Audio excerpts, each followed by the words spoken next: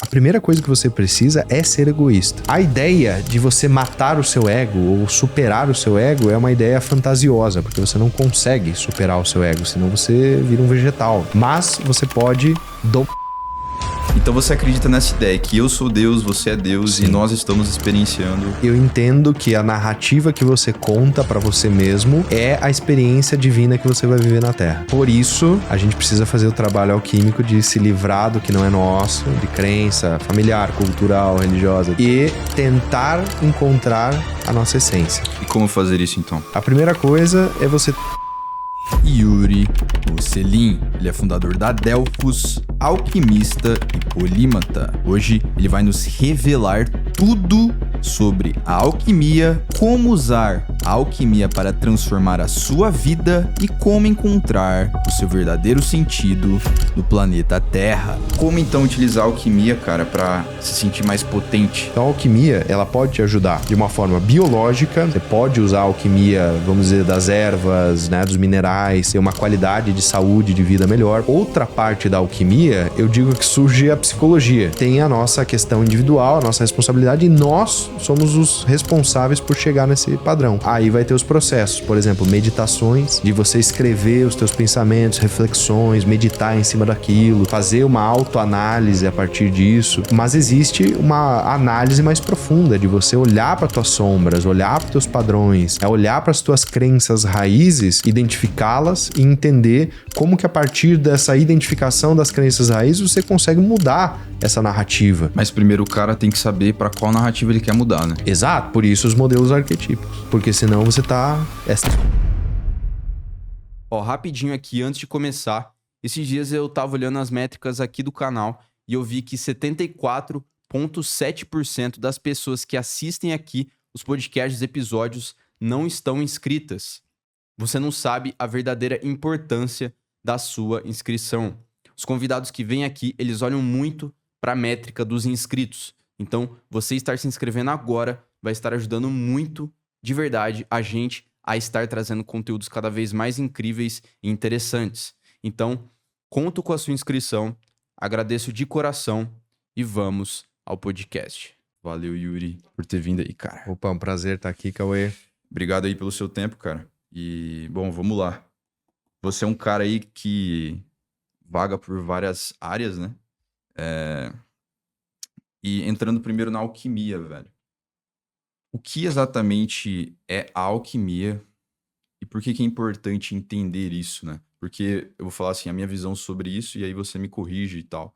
Mas eu tenho uma visão muito, assim, leiga sobre o assunto, que é, sei lá, os alquimistas lá milhares de anos atrás que tentavam transformar objetos em ouro e em outros objetos assim, né? Só que dá pra você, pelo que eu entendi também, utilizar de forma simbólica para, sei lá, autodesenvolvimento ou que seja outras áreas também, né? Você poderia explicar e elaborar em cima disso, cara? Eu vejo que a alquimia, ela é a transmutação do denso no sutil. Então, nesse sentido, você busca transmutar o chumbo em ouro metaforicamente, não é literal. Eles não tentavam literalmente transformar a matéria, metais densos em ouro para ter riqueza material. Eles buscavam sutilizar aquilo que é denso, ou seja, valores, virtudes. Então, a alquimia, ela é um processo psicológico simbólico. E dentro dessa narrativa simbólica, ela vai nos trazer certos métodos, certos protocolos e estratégias para que você consiga também viver uma vida com mais longevidade, uma vida com mais sentido, uma vida orientada dentro de uma narrativa que também não é terceirizável a sua responsabilidade, porque a alquimista, diferente de uma narrativa religiosa, ela não busca um salvador externo, certo? Porque, vamos lá, se você busca um salvador externo, você se coloca como vítima. O papel de quem busca uma salvação é um papel de vítima. Então a gente sai de uma postura de alguém vai vir me salvar, alguma coisa externa a mim vai acontecer para mudar minha vida, e você assume essa responsabilidade. Eu sou o único causador da minha própria realidade aqui, tá? E dentro dessa ideia, a gente tem um mapeamento simbólico mesmo desses processos. Então a alquimia, ela nasce num período lá no Egito Antigo. A própria palavra da alquimia, ela vem do árabe al-kemia, né? Que é kem, era a referência de palavra árabe para as terras do Nilo, que são as terras negras. Quando o rio Nilo sobe, ele enche e ele, vamos dizer assim, fertiliza todas as terras ali em volta. Então elas ficam mais pretas, assim, o chão, o solo ali em volta. Quando essa ideia de alquimia ela surge, logo depois nós vamos ter um período da história chamado período helenístico, que é quando Alexandre o Grande vai dominando tudo ali, e o norte do Egito tem a famosa cidade de Alexandria, certo? Ali na cidade de Alexandria, nós vamos ter uma fomentação cultural e filosófica muito forte, que não é dependente de religião, mas ela é literalmente uma filosofia mais livre, certo? E dentro disso nasce o hermetismo, nasce os processos alquímicos como uma tentativa de lapidar o ser humano. Porque o ser humano, entende-se que a gente tem um lado animal e um lado, vamos dizer, espiritual, elevado, que é a ideia de a gente ter impulsos materiais, né? Desejo libidinal do Freud e outras coisas mais. E nós temos um lado que busca o bom, belo e verdadeiro, que busca um senso de perfeição, um ideal platônico de perfeição, por assim dizer. E essas duas naturezas do ser humano geralmente estão em conflito na maioria das pessoas, porque ela quer fazer alguma coisa fisicamente, na matéria, ela quer suprir desejos e prazeres ou fugir de medos, e a alma dela busca uma transcendência, busca um sentido, busca algo a mais. E esse conflito entre as duas naturezas do ser humano gera, geralmente, uma ansiedade, uma angústia, uma depressão, gera um conflito que pode se transformar em uma patologia se for muito forte, né? Então é o conflito dessas duas áreas, assim, digamos?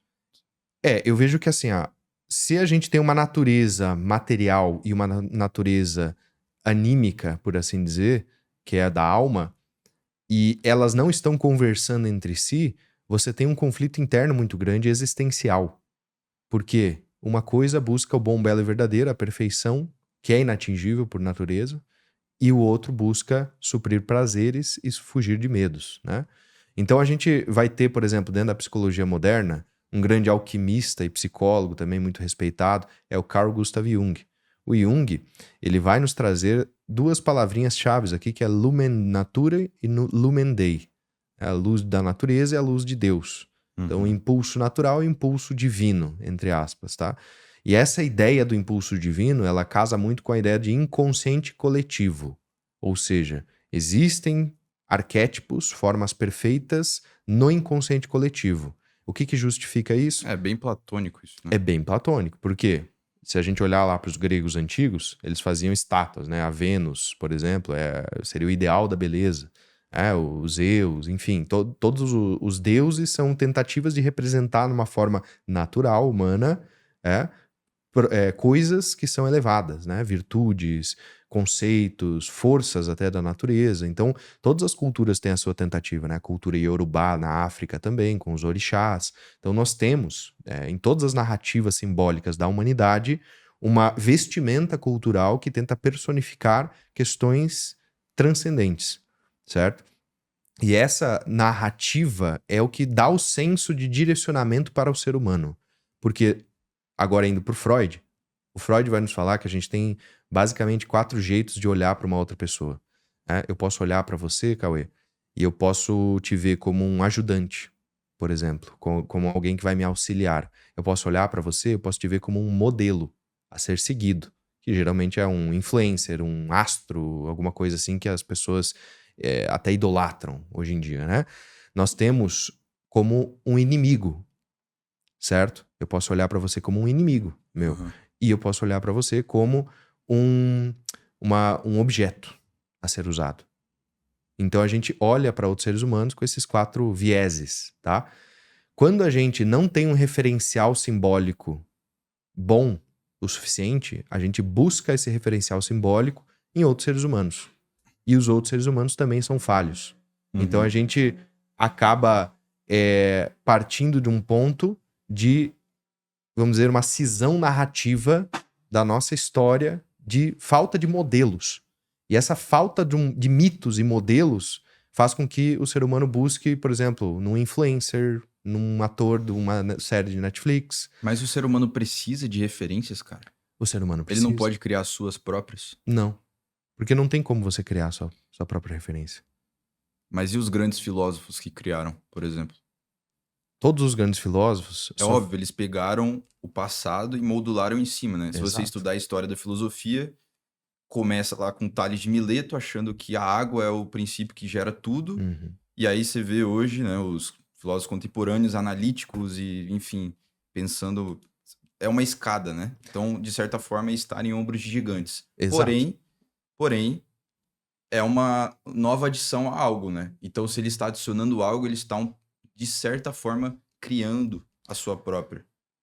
Mas aí tem um ponto que a gente também precisa considerar, né? Porque se a gente parte... Vamos lá, tem duas visões de realidade mais ou menos fundamentalistas dentro da filosofia clássica, que vai ser, por exemplo, a visão platônica, que é essa ideia de existe um plano das ideias, existe um local de perfeição, de idealismo platônico que só existe lá, em potência, a gente tenta chegar lá, e existe um outro local, que é a visão de mundo aristotélica, que era discípulo de Platão, e ele vê a realidade como o conjunto de experiências sensoriais que a gente tem, né? Então, se eu falar pra você aqui, sei lá, a palavra duduk, o que é duduk pra você?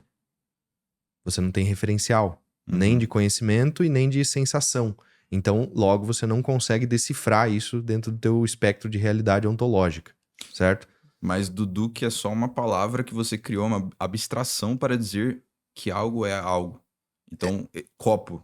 Se eu Sim, falar copo para um árabe, ele não vai saber também o que é. Mas Exato. ele sabe o que é a função de um copo. mas o duduk é uma flauta, por exemplo. Tá? É um instrumento musical.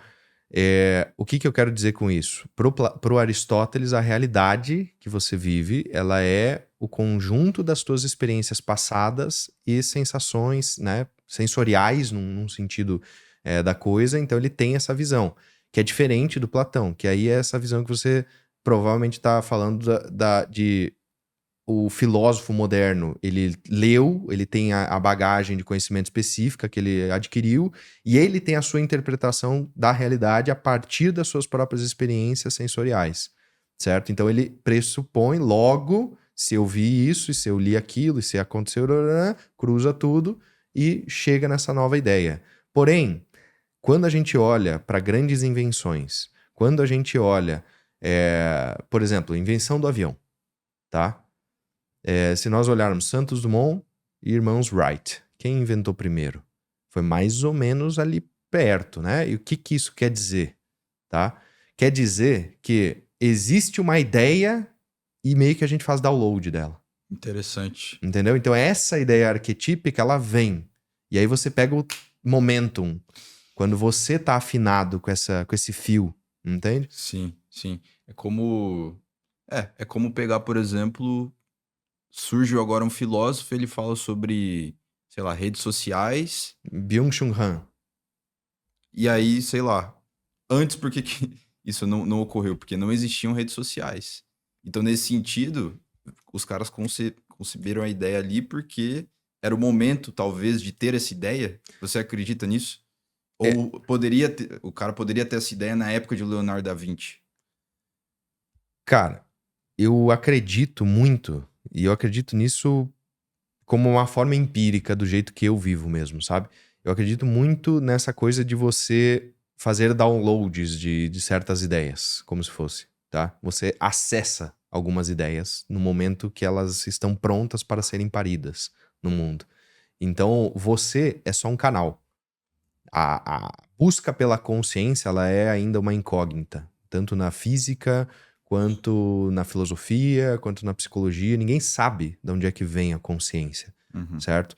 Então, quando a gente explora um pouco melhor essa ideia do que é consciência e de como a gente capta essas ideias ou como cria essas ideias do nada, é porque a gente está tentando fazer uma busca epistemológica, né, da raiz da episteme da coisa em si.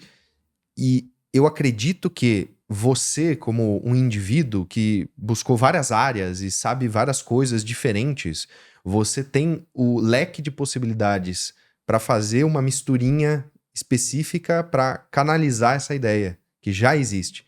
Todas as coisas já existem. É como se o tempo ele não existisse, num sentido mais amplo da coisa. A percepção do tempo ela existe, mas o tempo em si, fora daqui, ele não existe. Ele é uma consequência gravitacional do nosso planeta e da percepção que a gente está tendo. Só que, metaforicamente, essas ideias, elas já estão, elas já existem em toda a sua potência. A gente só capta e traz elas para cá, sabe? Por isso que, por exemplo, na espiritualidade, tem as questões de canalização, tem as questões de mediunidade, sabe? De você ter acesso a certas informações que estão em outro plano, entre aspas, e você capta isso melhor. Ou, por exemplo, pessoas que são muito criativas, elas geralmente relatam essas experiências de transe, essas experiências que elas estão num estado, sabe, alterado de consciência, muitas vezes, e elas, captam essas ideias, certo? Aí que tá, você não acredita que isso é mera biologia? Não acredito. Não acredito, e hoje a própria biologia, os biólogos mais conceituados hoje em dia, eles já estão vendo que, cara, a consciência não está só na biologia. Ah, não, mas não necessariamente a própria consciência na raiz ali, mas sim frutos da consciência. Então, por exemplo, eu querer montar um podcast. Uhum. De certa forma, isso é toda a minha vivência. Eu consumi muito podcast durante um tempo, pô, vi os caras interessantes falando coisas interessantes, falei, pô, Uhum. você vai juntando as coisas, vai juntando os dados, né, e fala, pô, e se eu fizer isso aqui, isso daqui? E aí dá a ideia. Então, quer dizer, a gente tava falando de Leonardo da Vinci, né? Muito provavelmente ele não teria a sabedoria e o conhecimento que ele tem de uma área específica, então, sei lá, de pintura, se ele Uhum. não observasse os pássaros, né? Igual você estava até dizendo. Se ele não observasse alguma outra coisa X, a natureza, como as coisas funcionam e tudo mais. Então, foram dados que foram enviados assim para o cérebro dele, e aí as sinapses vão se conectando e aí surge algo, né? Mas aí a gente está partindo de um ponto de experiência do indivíduo. Só que se a gente olhar para um ângulo macro, por exemplo, Leonardo da Vinci viveu no renascimento da humanidade, Uhum. certo? Ele era um grande polímata, né? Um engenheiro, pintor, escultor, fazia diversas coisas, armas de guerra, fazia infinitas coisas, né? E ele tinha essa habilidade de ter múltiplas verticais dentro de uma horizontal ampla, né? Então, de várias possibilidades, ele era muito bom verticalmente em várias, né? Muito profundo. O Leonardo da Vinci, num contexto maior, né, não o indivíduo Leonardo, mas num contexto renascentista, o que isso nos mostra? De que ele pegou o espírito que é o Zeitgeist da coisa, sabe? O Zeitgeist é uma palavrinha alemã que ela fala sobre o espírito do tempo, né? Então, o espírito do Zeitgeist do tempo da Renascença era um espírito que estava deixando para trás as crenças dogmáticas da igreja e olhando para o homem como centro de todas as medidas do universo. Se ele tivesse nascido na Idade das Trevas, né? Ele não Ele teria... teria sido morto, provavelmente.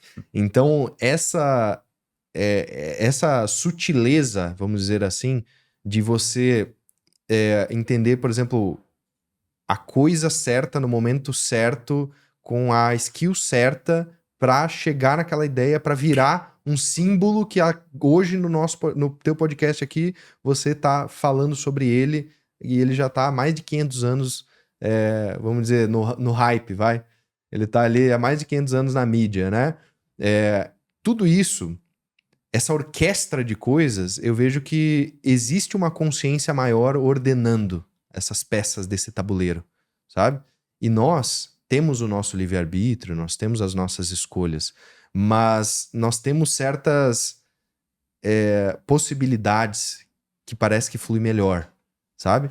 Que parece que você nasceu para isso. Você tem certas aptidões, e se você segue isso no momento certo, no zeitgeist certo, né, do momento da humanidade correto, você consegue, parece que, surfar o fluxo do universo. Olha, puxando esse gancho aqui, sabe aquela sensação de que você tem muito potencial, mas a carreira parece meio estagnada? Você vê todos sendo promovidos, mas continua preso naquelas mesmas tarefas repetitivas. E você sente que poderia realmente estar fazendo mais. A virada de chave para isso tem um nome: Python. Mas o que é exatamente Python? É uma das linguagens mais valorizadas pelas empresas do mundo inteiro hoje. É a ferramenta por trás de automações, ciência de dados e inteligência artificial. Agora, se você trabalha em finanças, marketing, engenharia, RH ou administração, o Python te torna um profissional completo e disputado. É como aprender inglês nos anos 2000, um diferencial competitivo brutal. Eu mesmo uso Python para fazer algumas automações aqui para o podcast. Então é algo que eu realmente acredito. E a hashtag que já formou mais de 120 mil alunos é prova de que isso funciona. Existem diversos casos de sucesso de pessoas que começaram do absoluto zero, como esses que você vai estar vendo aí na tela, que aprenderam a ferramenta e foram promovidas. Para você ser o próximo, de 12 a 15 de janeiro, vai rolar a jornada Python. Você vai criar 4 projetos práticos do zero, automações de tarefas, análise de dados e até um chatbot com IA. O evento é 100% gratuito, online, não precisa saber nada de código e ainda tem um certificado. Mas atenção, eu consegui poucas vagas aí reservadas aqui para o canal, então clica no link da descrição ou usa o QR Code agora para garantir a sua. Confere aí com carinho e agora de volta ao podcast. E se você vai contra isso por, sei lá, desejos... vamos lá, podcast. Não é o negócio mais rentável do mundo, mas era o que o teu coração estava pedindo. Né? Então, essa vontade do teu coração é só um desejo libidinal de ter um podcast por causa das referências que você passou? Ou tem algo a mais aí? Tem um local... Mas isso é uma falsa dicotomia, né, cara? Porque não necessariamente é de um ou outro, assim. Não tem a dicotomia da coisa, mas é uma coisa que se você fosse pensar de uma forma puramente materialista de desejo, tipo, quero ganhar dinheiro, quero fazer um modelo de negócio que me dê o máximo de dinheiro possível, sabe? Você não iria provavelmente por esse caminho, você tentaria alguma outra coisa muito rentável, sei lá, na tua concepção. É a busca pela recompensa, né? Então, assim, tudo... Eu vejo dessa forma, cara. Tudo é interesse. Relacionamentos, amizade, tudo. O seu cérebro faz um cálculo se aquilo é bom ou não para você e para, inclusive, sei lá, dispersar os seus genes, enfim, né? Então, por exemplo, você aceitou vir aqui no podcast porque, de alguma forma, o seu cérebro entendeu que seria bom para a sua imagem, para você divulgar alguma coisa, enfim. E eu aceitei ter a conversa contigo, pô. Quis te convidar porque te acho um cara inteligente. Sei que vai ser um episódio legal, vou aprender muito contigo. Então é tudo um cálculo de recompensa. Nesse caso, o meu cérebro fez um cálculo de recompensa não relativo ao dinheiro, mas sim relativo a outras coisas, como, por exemplo, conhecer pessoas, enfim, né? Sim, um network e tal. Eu entendo isso. Mas, essa é a relação que Freud fala sobre, por exemplo, um auxiliar ou até mesmo, por exemplo, você falou de relacionamento, né? Quando a pessoa só olha para uma outra pessoa e quer procriar, vamos dizer assim, você tá olhando para a pessoa como um objeto para a satisfação do teu prazer pessoal. Mas isso acontece, né? Sim, isso acontece, mas eu não tô fazendo juízo moral, eu tô só, tipo, é assim que a coisa acontece mesmo, a gente olha para o outro indivíduo assim. Só que existe uma questão que ela não tá 100% ligada com essa ideia de suprir necessidades e interesses individuais, né? Porque se você pegar, por exemplo, caridade, né? Tem pessoas, cara, que fazem caridade, obviamente, para se aparecer, para se sentirem melhores, etc. Mas, cara, tem pessoas que, de fato... Você acredita no verdadeiro altruísmo, cara? Eu acredito, cara. Eu acredito num verdadeiro altruísmo, num sentido de pessoas que devotam a sua vida nessa ideia. Mas ela não tá apegada ao próprio ego dela, no sentido de eu estou ajudando as pessoas, entende? Por mais que Sim. o cara não vai lá, pô, tem gente que grava vídeo ajudando a mendigo com o iPhone assim, toma aqui sua comida, Sim. não sei o quê. Porra, Eu Não, acredito. isso claramente não é a caridade de verdade. Exato. Mas o cara que sai de casa, olha pro mendigo e fala: putz, que dó desse cara. Ele tá passando fome. E dá a comida pra ele. O que É, você acha? Eu Você acha- acho que isso existe, cara. Mas você acha que isso é o verdadeiro altruísmo? Ou ele tá fazendo isso para a própria satisfação do ego dele? Cara, Ele está ajudando a humanidade. Entendeu? não, cara, eu acho que realmente a pessoa vai olhar pra necessidade do outro e vai ter uma compaixão. Ele vai olhar e vai falar assim: caraca, esse cara aqui tá muito fodido. Eu preciso, tipo assim, eu posso, isso não vai fazer diferença nenhuma pra mim, dar 100 pila aqui pra esse cara aqui. E, sabe, Pô, tu é muito otimista, cara. eu tento ser, cara. Porque se você sai na rua, você está contando uma história. Porque assim, ó, vamos lá, Cauê. Eu acredito que a gente tem o indivíduo, tá? O indivíduo, a experiência que circunda o indivíduo e a história que o indivíduo conta diante dessa experiência, certo? Uhum. Então, você pode contar uma história quando você sai na rua que ela vai te fazer ser assaltado ou achar uma oportunidade muito legal, entende? E eu vejo muito isso, assim, ó. Hoje em dia, você é produto de muito do que você consome, né? Principalmente pela alta demanda do que você está consumindo, né? Então, eu acho que assim, ó, as pessoas elas estão infladas numa camada de pessimismo, medo e várias coisas negativas. Ah, porque o governo isso, porque o fim do mundo tá próximo, porque vai ter um vendaval e vai destruir tudo, então eu vou criar um bunker e ficar aqui, vou acumular comida, etc. A gente tem essas medidas que são infladas por muitas narrativas que estão buscando interesses pessoais. Geralmente um hype, vender curso, vender isso, vender aquilo. Na internet eu tô falando, né? Mas se você assume isso como a verdade final e sai na rua com essa narrativa, é bem provável que você vai estar atraindo aquilo também para sua vida. Porque a gente atrai as coisas que a gente de fato mentaliza. Isso é uma coisa que, se você parar para prestar atenção, a sua mentalidade modela os teus hábitos, obviamente. Se você quer muito alguma coisa, você vai tentar modelar a tua rotina, hábitos e comportamento para chegar lá. Porém, você também começa a se afinar com um certo padrão, tá? E aí, vamos lá, Cauê. Existe uma coisa que é a persona, que é a vestimenta da personalidade, né? Vamos dizer assim, a máscara que eu uso para me expressar com o mundo, né? Se eu tenho uma visão ontológica pessimista ou, sei lá, disruptiva da realidade, eu acho que todo mundo vai querer me assaltar, me matar o tempo inteiro. Se eu, sei lá, me importo muito com o que os outros vão falar de mim, vão me julgar e tal, e por isso eu acabo me vestindo de uma forma que eu nem gosto e que não condiz com a minha realidade, etc. Sabe, se eu começo a entrar nas narrativas sociais externas ali, eu começo a viver numa certa prisão de crença, né? E essa prisão de crença é justamente o que hoje eu vejo que precisa ser alquimizado. A alquimia ela vai trabalhar justamente com essa jornada do herói individual para você voltar a ser a tua versão mais autêntica. O torna-te a ti mesmo do Nietzsche, Uhum. sabe? É você, de fato, negar... Vamos lá, o Nietzsche é uma contramão do que a gente está falando aqui, mas ele é muito sábio. Porque ele vai falar assim, você tem que negar todos os valores, virtudes e crenças e dogmas de toda essa porra de religião, ideologias, políticas, etc., para chegar no Ubermensch, que é o super-homem, que é onde brota a virtude perfeita, é onde brota o ser humano perfeito, né?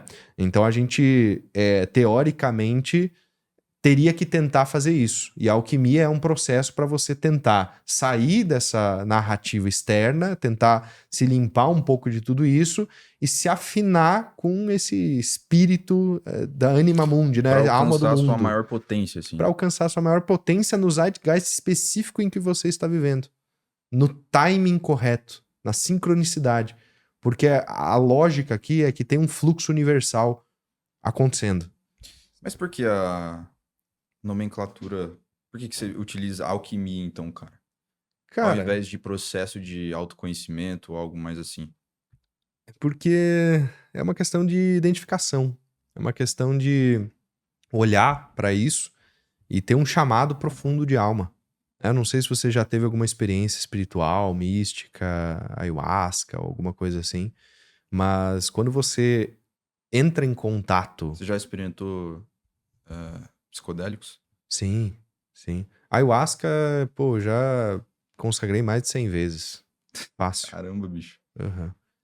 É porque assim, ó, a grande questão é que a gente tem esses instrumentos naturais para acessar estados transcendentes, né? E aí a gente pode olhar, por exemplo, a ayahuasca é psicológico, o que ela causa é um delírio ali, uma suruba de neurônios que está acontecendo ali. Há essa discussão. Há essa discussão. Ou é uma coisa espiritual, né? Então a gente tem esses dois lados da moeda.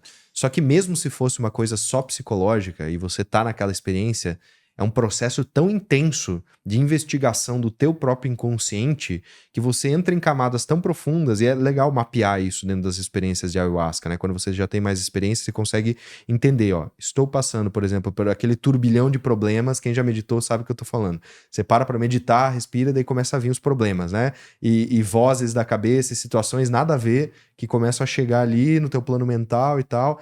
Daí você tem o trabalho de passar aquilo, né? Então você tá naquele turbilhão, e passa. Passou.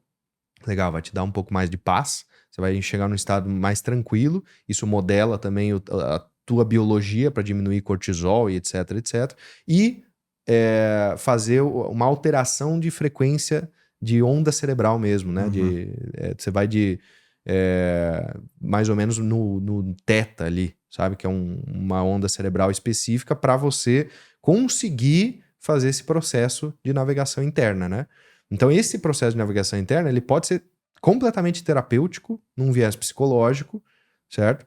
E ele pode ser algo espiritual, num sentido de você passar algumas camadas tuas, do teu senso de indivíduo ali, que você precisa curar, trauma, medo, angústias, processos, enfim, e olhar e acessar, no caso, alguns locais, cara, que são transcendentais. Sim. É aquela parada, né? Eu, assim, já conversei com o pessoal aqui que especialista em ayahuasca, né? Psilocibina, essas coisas. Wilson Gonzaga? Também já veio aqui. Ah, o Wilson é grande amigo, cara. É. Um grande amigo. A gente vai gravar de novo ano que vem ali. Legal. Aí, cara, parece que a experiência ruim, no sentido hedonista, assim, né? Uhum. Pô, você tá se sentindo mal. Pode ser uma experiência boa, né? Porque vai te fazer encontrar com seus maiores demônios, os seus dragões, assim. E aí conseguir entender mais sobre, enfim, quem você é, o seu próprio ego e tal, né? Eu vejo que o tesouro que você busca está na caverna que você teme entrar. Então, para tudo na vida, a gente precisa olhar para onde dá o medinho.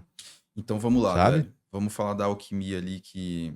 Como então utilizar a alquimia para, enfim, atingir a sua maior potência, assim, né? Eu gosto muito da filosofia do Spinoza, né? Tá, o Deus Spinoza é clássico.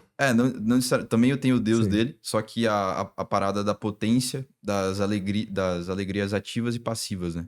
Então ele diz que existem dois tipos de alegria, a ativa e a passiva. A passiva é você, sei lá, encher a cara, né?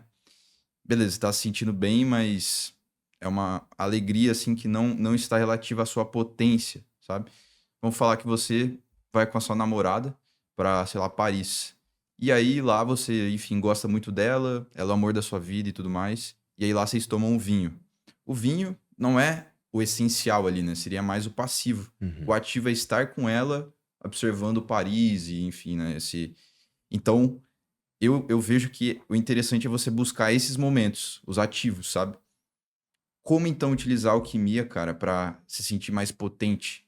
Como, por exemplo, um músico, né, que adora tocar uma guitarra no show e o cara se sente bem pra caramba e tal.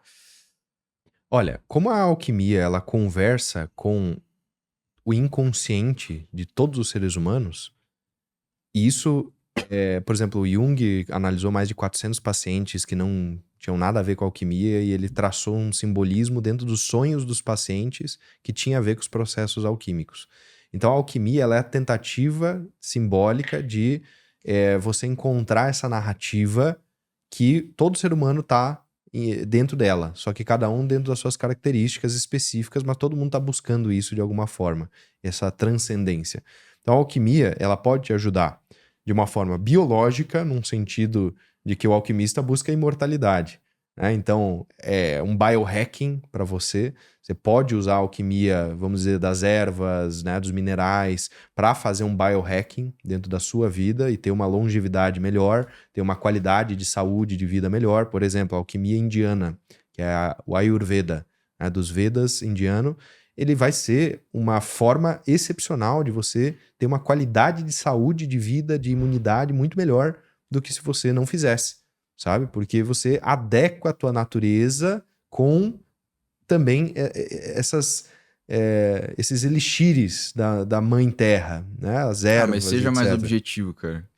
Cara, você pode, por exemplo, controlar o seu cortisol tomando ashwagandha, em vez de tomar um ansiolítico, entendeu? O que é a ashwagandha? É ginseng indiano. É uma raiz... É aquela droga lá que vende na Índia? Não, é uma raiz É. que você manda manipular aí na farmácia e você tomando 250, 500 miligramas por dia, por exemplo, você baixa o cortisol. Você toma? Sim. Por exemplo, ouro coloidal, prata coloidal. Nanopartículas de prata e ouro dentro da água, feitas por eletrólise. Você toma isso, você começa a ter uma qualidade também sináptica melhor. Então você tem certos biohackings que eles são conhecidos há muito tempo por alquimistas e que o uso de ervas, por exemplo, para fazer até chás, para fazer curas, etc. Isso não é sabe? placebo. Cara, não é placebo. Isso não depende da sua crença, entendeu? Se você tomar um negócio, o negócio vai funcionar. E, por exemplo, prata coloidal, você tá com uma ferida, né? Você tá ali. Se você passar a água com prata coloidal, ela vai cicatrizar muito mais rápido. E isso não é placebo, sabe? Você não precisa acreditar nisso. Por exemplo, eu passei... Então existem existem evidências. Existem, com certeza existem. E aí, essa questão biológica é uma das áreas da alquimia, né? Que é a espagiria, vamos dizer assim. A outra área da alquimia, da espagiria surgiu a química, né? Dos processos de destilações, etc., surgiu a química. Da outra parte da alquimia, eu digo que surge a psicologia, num sentido de que o estudo da psique num nível simbólico começa com o alquimista, porque ele tenta traçar esses padrões, ele tenta ler o que é a psique humana, sem necessariamente a figura de um deus ali, mas com uma visão platônica, com uma visão arquetípica, com essa visão de que, existem essas forças inerentes, inexoráveis da humanidade, só que a gente também tem a nossa questão individual, a nossa responsabilidade, e nós somos os responsáveis por chegar nesse padrão. Então, aí vai ter os processos. Por exemplo, meditações é uma das grandes ferramentas do alquimista. A parte de você fazer uma escrita, por exemplo, os próprios estoicos faziam isso muito também, né? De você escrever os teus pensamentos, reflexões, meditar em cima daquilo, revisar o que você está vivendo naquele período da sua vida, fazer uma autoanálise a partir disso, né? Então, você fazer esses processos, aqui eu tô falando coisas básicas e simples, que é o que todo mundo pode fazer, assim, rapidinho, né? Mas existe uma análise mais profunda de você olhar para tuas sombras, olhar para teus padrões, olhar para as tuas crenças raízes, identificá-las e entender como que a partir dessa identificação das crenças raízes você consegue mudar essa narrativa dentro da sua vida. Mas primeiro o cara tem que saber para qual narrativa ele quer mudar, né? Exato, por isso os modelos arquetípicos. Porque senão você é cego guiando cego. É um outro ser humano falho com os interesses dele, guiando Dá o um modelo... exemplo, assim, de um modelo arquetípico. Cara, vamos lá. A gente tem o ideal de beleza. Hoje, o ideal de beleza feminino, vamos ser bem específico aqui. As mulheres hoje em dia buscam um estereótipo de beleza que ela tem como base um modelo específico que geralmente é uma influencer. Geralmente é uma modelo, geralmente é uma pessoa ali que faz com que aquela mulher se espelhe naquela outra, tá? E eu não tô falando aqui que é especificamente aquela. Todos os estereótipos derivam mais ou menos de alguém ali. Porém... É uma construção cultural somada também a uma construção biológica, né? Pode dizer. Porém, existe a questão de a mulher buscar o padrão de beleza para ser aceita e procriar e todas as questões biológicas, ter um melhor parceiro, né? Mas, num segundo momento, ela também pode olhar para essa questão da beleza como a transcendência, como um caminho a ser seguido espiritualmente, por assim dizer, de refinamento da sua própria consciência, num sentido de a beleza não é estética. E aí ela vê numa outra mulher que nem é tão bonita estereotipicamente assim, mas que às vezes tem ideias, que às vezes tem um jeito de ver a vida, de lidar com as coisas, que traz um sentido de beleza maior do que, a estética. Só que, por que ela consegue perceber isso na outra mulher? Não é uma coisa da outra mulher, é uma coisa arquetípica, que aquela mulher é só um canal, porque ela percebe a beleza transcendente por meio daquela outra e não da estética da influencer, por exemplo. Mas você acha que... Eu também concordo que é um canal, porém, o conteúdo não está necessariamente na cabeça de quem observa. Que é assim, por exemplo, se você tá vendo um casal discutindo na rua, Uhum. consequentemente você vai projetar os seus traumas na discussão do casal na rua. E fazer um julgamento, né? Exato. Uhum. Então, quer dizer, será que é o arquétipo que está além disso daqui, que ele já está criado, ou é a própria pessoa que concebe aquilo, Não, a gente baseada na vivência dela, entende? Exato, a gente sempre tem o filtro psicológico. Não tem como não ter. Por isso que, por exemplo, se a gente for tomar ayahuasca aqui, Você eu, tem aí. eu posso ver, sei lá, eu posso ver aqui uma figura geométrica tridimensional e associar isso com Metatron, que é uma coisa específica, e você pode ver o Spinoza falando com você, entendeu? Por quê? Porque o filtro ontológico que você tem é o Spinoza. O filtro ontológico que eu tenho é outro. Mas a força, ela vem igual para nós dois. Talvez a lição vai ser a mesma, sabe? Ou não, ou a lição vai ser completamente diferente, mas vai ser uma coisa que vai te fazer refletir em coisas transcendentes, tipo, bah, eu não estou agindo muito bem no meu relacionamento ou no meu trabalho por causa disso, e você percebe a virtude correta que você deveria estar agindo, por trás da tua máscara, por trás dos teus traumas, por trás da tua coisa, e a forma com que essa mensagem chega pra você, ela é totalmente psicológica, ela é totalmente enviesada nas tuas camadas de compreensão da realidade, de simbolismo que você tem, né? Isso é o que você tá dizendo, né? É o que eu tô dizendo, não é o que é a verdade, Talvez É. seja. mas talvez não seja. É. E o que você acredita? Cara, eu realmente acredito que tudo... Assim, hoje, no dia que eu tô gravando esse podcast, né? Porque, pô, toda vez eu converso com dois caras com opiniões diferentes. Então, sei lá, hoje eu tô falando contigo, semana que vem um ateu materialista Sim. extremo falando, não, porque não sei o que e tal. Então é difícil, cara, você partir de questões, assim, acreditar em coisas, sabe? Cara, vamos lá. Se a gente passar do existencialismo de René Descartes, de penso, logo existo, logo o que existe é o pensamento, e você subir o level disso, entendendo que não é só o pensamento, mas existe uma visão, por exemplo, o próprio Spinoza vai nos trazer uma visão de realidade mais expandida do que o próprio pensamento. Nós vamos ter, enfim, diversas visões dessa realidade que vai evoluindo para uma fenomenologia, né, para um existencialismo. Então nós temos diversas visões da realidade, certo? Sendo construídas filosoficamente e que moldam o jeito que a gente vê. Porém, se eu olhar para a água e eu falar, não, tipo, como matéria bruta, assim, tá? Isso aqui foi o caos que fez.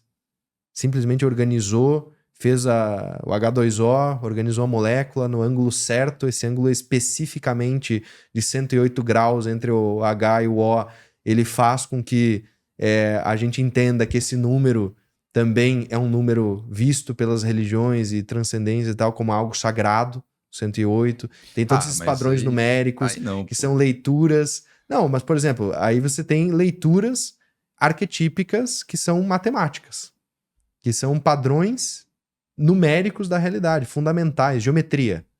Você acredita em geometria ou não? Tem a discussão, né? Se ela foi criada pelo ser humano, se ela existe, né? Ela foi percebida. Você acredita em matemática, Ela é uma abstração, né? mas ela é uma abstração de algo percebido. Sim, Entende? talvez. Você não criou ela. Você percebeu Então, ela. mas você acredita no Google? Não, mas é que aí a gente tá falando de coisas diferentes. Eu tô falando não, de um eu sei, conceito mas só pra dar um primordial, e exemplo. não numa empresa. Mas você acredita no Google? Sim, Se o Google não tivesse todos os funcionários que ele tem, ele ainda seria o Google? não. Por que não? Não, porque daí a gente entra numa parte administrativa, né? Então, mas o empresa. que define o que o Google é, então, é a parte administrativa dele. Não, é a existência funcional dele, enquanto uma marca, enquanto uma empresa. Então você parte pela função da coisa. Mas veja bem, as ações do Google. Você acredita nas ações do Google? Elas são uma especulação de mercado. Ela é uma história. O dinheiro é uma especulação. Ela é uma história. A gente investe Da mesma naquilo que a gente forma que a acredita. matemática, né? Não. Porque a matemática, ela é um padrão, cara. Tipo assim, você acredita na gravidade? A gravidade existe. Ela é uma... mas foi Mas descoberta, a maneira ela foi como a gente percebida. percebe ela é uma criação. Sim, com certeza. É uma criação individual, social. Mas é isso aí. Os algoritmos matemáticos e a álgebra em si, ela é uma criação para a gente tentar formular essas coisas e usar isso em teorias físicas e etc e tal. Exato. Que nem... Por que a gente conta Porém, a física existe. As leis Sim, existem, mas a existem. nossa percepção, ela é cultural, vai. Os algoritmos, a álgebra e o Sim, jeito de sim. fazer os cálculos, né? Isso é cultural. Só que o negócio em si existe, sabe? A gravidade, a força da gravidade existe. O jeito que a gente calcula ela pode variar, né? Inclusive, os físicos aí modernos, Nassim Haramein e tal, estão falando que descobriram algumas coisas extras da teoria gravitacional para a gente poder usar isso como força tipo elétrica. Você pode usar a gravidade a seu favor. Vamos ver se finalmente vai vir carro voador. Mas enfim, o negócio em si, né, a física por trás do negócio, ela existe. Então, eu parto de um ponto de que existe uma consciência que organiza as coisas para elas serem exatamente assim. Para o nosso planeta estar aqui, com a Lua ali, com o Sol lá, com todos os planetas orbitando exatamente desse jeitinho, para que possa haver um mínimo de vida. Porque a probabilidade disso é quase impossível. Se você calcular probabilisticamente a existência da vida humana na Terra, estatisticamente é absurdo o número. Assim, Então, é mas muito ciente impossível. de que muito provavelmente o universo é infinito. O mais difícil multiplicado por infinito vai acontecer. Mas será que é infinito? Será que ele não tá expandindo e vai chegar numa entropia ali, vai parar e... Sim, pode ser Entende? que sim. Aí não é infinito. Mas no mínimo é muito, muito, muito grande, cara. Não, eu sei. Mas estatisticamente é quase impossível acontecer o milagre da vida que a gente tá vivendo aqui. Você Entende? acredita que foi um Deus todo bondoso que criou isso? Não. Ou é simplesmente algo que o universo por si só, sei lá, um Deus de Spinoza, a potência que fez isso? Exato. Mas aí ele não pensaria, pô, vou criar seres humanos. Não, cara, eu vejo que assim, ó. Aí a gente entra num território bem mais de crença do que qualquer outra coisa, né? De especulação. Mas eu acredito muito nessa visão que é parecida com a do Spinoza, de que existe sim uma potência criadora de todas as coisas e ela não faz jus moral. Ela não julga certo ou errado, bom ou mal. Isso é uma questão bem... Um Deus deísta seria. Seria um Deus não personificado, obviamente, né? Então ele está em todas as coisas, ele existe em você, agora, na tua experiência, na minha. E essa consciência, ela se fractalizou. Então o universo, ele é holofractal. Tá? Essa holografia fractal, ela vai se dissipando e ela vai virando várias coisas para ter múltiplas experiências da matéria, da realidade, em diferentes ângulos. E perceber a si mesmo. Então eu vejo que a teoria aqui, que é a teoria, por exemplo, das escolas iniciáticas, esotéricas, etc., é essa visão de que existe uma potência maior, uma mônada, e essa mônada, ela se fractaliza tanto dentro de si mesma para se auto-experienciar, ou seja, um exercício de autoconhecimento que Deus está tendo através da tua vida, da minha, dela, de todo mundo, da Tudo planta. seria Deus. Tudo seria Deus. entende? E a gente faz parte desse grande criador, vamos dizer, como um grande corpo, Sim, como sim. um grande pedaço. Tu já né, viu aquele vídeo desse O negócio. Ovo? Não. Pô, cara, você ia adorar esse vídeo. É. É justamente isso. Ele é um cara que ele morre de um acidente e tal, e aí ele meio que vai assim para um céu, vai falar com o criador de tudo, Uhum. que é ele mesmo, e ele mostra, ó, ele fala, pô, mas minha esposa e tal, e eles me perderam e tudo mais. Aí ele começa a falar, todos os seres humanos são você, cara. Você está experienciando tudo que é você mesmo. É bem lúdico, assim, esse vídeo, bem bacana. Depois eu vou te mandar. Legal. Então você acredita nessa ideia que eu sou Deus, você é Deus e Sim. nós estamos experienciando. Sim. Eu acredito nessa ideia e por eu acreditar nessa ideia, eu entendo que a narrativa que você conta pra você mesmo é a experiência divina que você vai viver na Terra. Por isso, a gente precisa fazer o trabalho alquímico de se livrar do que não é nosso, de crença familiar, cultural, religiosa, e tentar encontrar a nossa essência. E como fazer isso então? A primeira coisa é você ter uma bússola de valores e virtudes para você entender se você está indo para um lugar certo ou errado dentro da tua concepção, não da do outro, certo? Então, é você investigar em primeiro lugar o que de fato são valores muito importantes para você. Então vamos lá. Se o Cauê, tô fazendo só um exemplo aqui, não é que Claro, o Cauê é fica à assim, tá? vontade. Se o Cauê, ele tem um valor de buscar riqueza, ele quer ser um cara rico, próspero financeiramente, tá? Ele tem esse valor. Agora, para mais profundo desse valor, você precisa de princípios. Então, os princípios são coisas que você não pode trocar por nada. Por exemplo, o Cauê tem um valor de buscar riqueza, porém ele tem um princípio de falar sempre a verdade. O princípio dele, da alma dele, ele só se sente bem se ele só fala a verdade. Se ele mentir para ganhar dinheiro, ele não vai se sentir bem. Então ele vai deixar de lado o valor pessoal dele, da riqueza, em prol do princípio que é a verdade. Então eu vejo que a primeira coisa que a gente precisa estabelecer é meio que isso, para parar de ser só uma reação de outras pessoas. Esses princípios precisam ser moralmente corretos? É que a moral é uma construção, né? Então, e se o cara tem o desejo de... Ele tem o valor de matar pessoas, e aí a virtude dele é nada... Não existe regra absoluta e fazer o que quiser. Ele pode seguir isso? Que daí a gente tá num quadro quase que patológico da coisa, né? Da onde é que surgiu essa vontade? E como é que foi a criação dele? Será que não é uma crença de traumas, de questões particulares? Será que é só biológico? Você acredita que...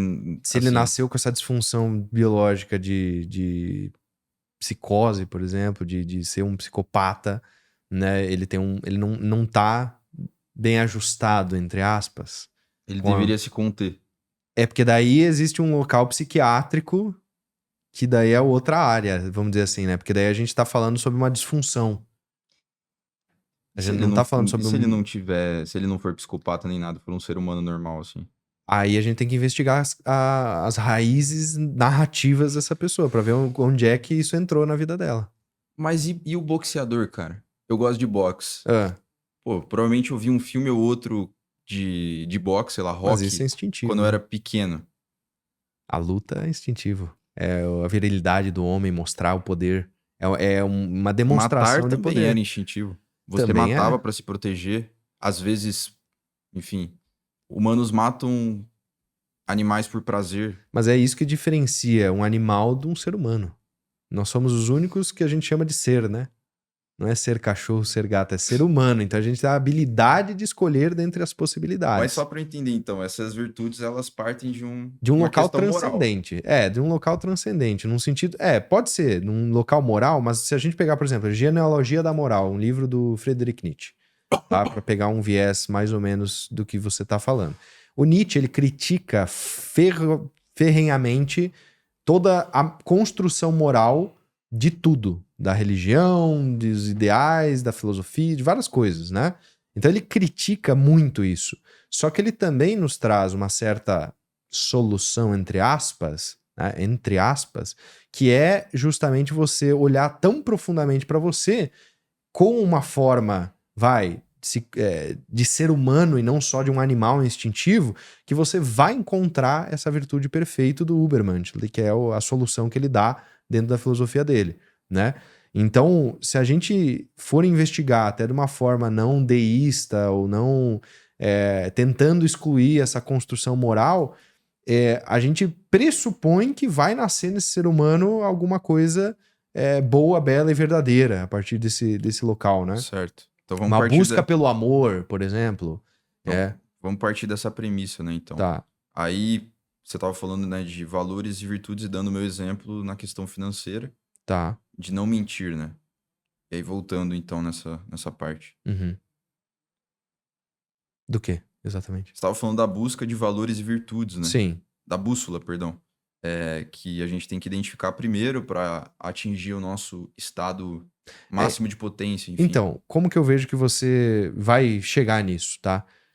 Não tem como você simplesmente, vou ignorar tudo então e é isso, né? Tipo, é muito difícil você fazer isso nessa altura do campeonato, nascendo como um ocidental, dentro de uma sociedade capitalista, dentro de um núcleo familiar específico, com questões sociais específicas que você nasceu, é muito difícil você chegar e falar, não, agora eu sou um novo ser humano e nada disso influencia mais na minha vida.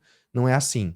Então você precisa buscar um ideal que pelo menos faça sentido pra você, ou pelo menos você veja que tem alguma coisa boa ali. Tipo, posso ir pro lado religioso? Pode. Num sentido de tentar olhar para as virtudes cristãs ou judaicas ou muçulmanas e ver ali algo que você pelo menos vai tentar ver aquilo como um ideal, tá? Nessa tentativa você vai ter experiência. Tá. A compaixão, eu senti que realmente faz sentido pra mim.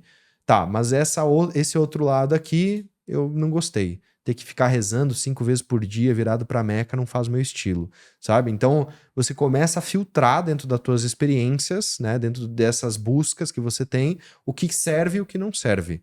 Aí, quando você já tem material suficiente, ou seja, já viu lado religioso, já viu uma espiritualidade um pouco mais livre, tipo um budismo, por exemplo, que é bem mais racionalista do que qualquer outra coisa.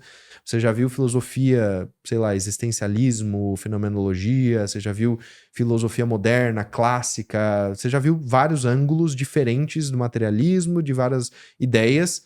Aí você tem material suficiente para fazer um julgamento interno. Então, né? o primeiro passo, para quem, por exemplo, está escutando a gente, seria adquirir o máximo de conhecimento possível de diversas áreas. Para assim conseguir identificar o que realmente te toca, assim. Seria mais ou menos isso. Sim, eu vejo que sim, cara. Porque sem material psíquico, sem conhecimento, você não tem como decidir com lucidez, né? E eu acho que é muita presunção do ser humano querer reinventar a roda. Eu acho que, assim, ó, esse pra mim é o principal erro do New Ager, do espiritualista moderno, New Ager? Tipo, a pessoa New Ager é aquela pessoa que tem uma espiritualidade livre, que não segue nada e que ela acha que ela chegou no santo grau ou que ela tá num processo de desconstrução do ego, alguma coisa assim. Espiritualista moderno, que tá um pouco em cada lado e no final das contas não é nada. Vira meio que até um fetiche, assim. Vira um fetiche, mas assim, o erro desse cara é ele não conseguir se aprofundar em nada, em nenhuma horizontal de nada, sabe? Então ele tem uma horizontalidade grande porque Nenhuma ele fica... verticalidade, né? Exato, ele não tem verticalidade dentro das horizontalidades dele. Então ele conhece várias coisas diferentes, só que ele não sabe nada, ele só conhece, ele não tem a experiência.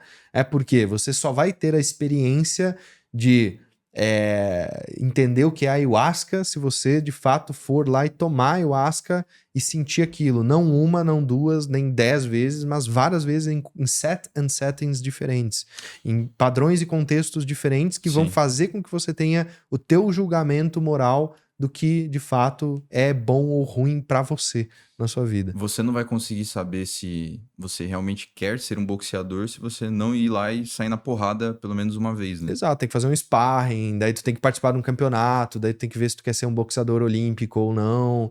tem que ver se você quer entrar no mundo das apostas, tá disposto a tomar uma surra pra ganhar dinheiro, Você tem que saber várias coisas dentro desse universo pra ver, eu quero isso pra minha vida, essa é a narrativa que eu quero construir pra minha vida ou não, né? Então eu vejo que assim, pra pessoas que já saíram, por exemplo, é que a gente hoje tem um grande bloqueio de narrativa que é o dinheiro, né? Se a pessoa tá... Eu vejo isso muito, tá? Eu atendo muitos clientes e tem muitos parceiros comerciais que eu consigo ver padrões psicológicos. Então assim, o cara que ele tá na busca até 100 mil reais, por exemplo, cara, esse cara vai fazer de tudo pra ganhar dinheiro, porque ele tá fudido, entende? Ele não tem, então ele precisa pra sobreviver dentro da sociedade que a gente vive. Esse cara vai fazer de tudo. Ele é mais fácil de manipular, inclusive. Porque ele vai estar disposto a fazer as coisas para ganhar mais dinheiro. O cara dos 100 mil a 1 milhão, ele tá em outro local, mas ele já entendeu que às vezes sozinho ele não consegue chegar nesse 1 milhão. Então ele vai precisar de uma parceria aqui, ele vai precisar ceder um pouco, ele vai precisar articular melhor as suas questões.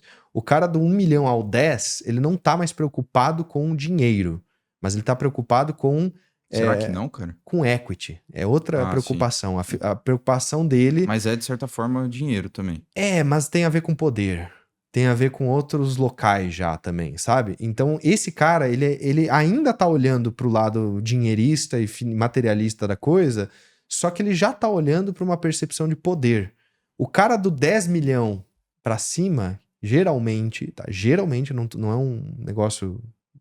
É assim, mas geralmente todo mundo que eu conheço que tem mais de 10 milhões começa a se interessar por filosofia, por Só aí, cara. Só espiritualidade. Não, eu tô dizendo no contexto nesse de contexto business. específico de business, né? E por que isso é importante? Porque o dinheiro ele passa a ser justamente algo que todos os seres humanos hoje meio que estão dentro dessa narrativa, é difícil quem não esteja, né?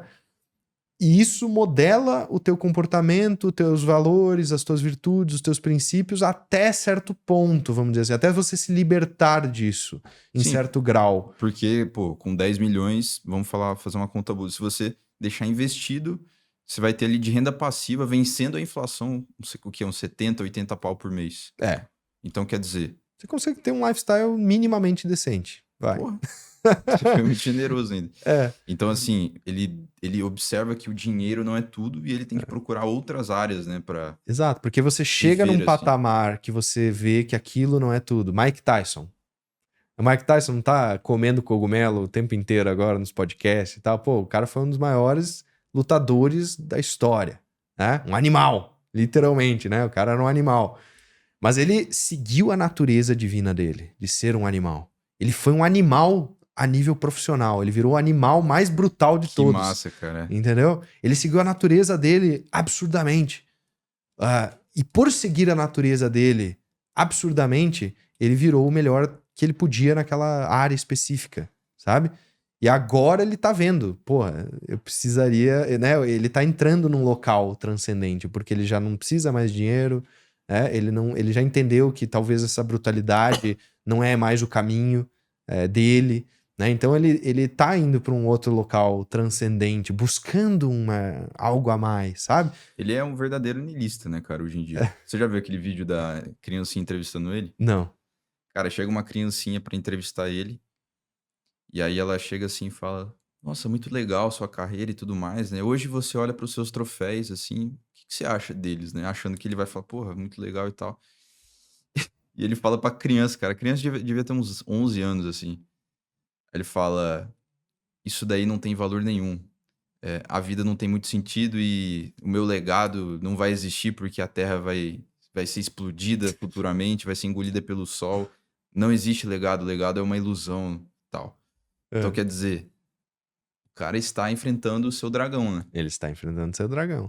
É que tem aquela coisa, né? O legado, ele é a morte do filósofo, né? O filósofo morre 2 vezes. A primeira morte do filósofo é a morte do corpo. A segunda é a última vez que falam seu nome na Terra. Então, a busca por um legado, ela é uma busca muito, muito nobre. E que às vezes, ela é uma busca que não te deixa rico, mas ela perpetua o teu nome adiante.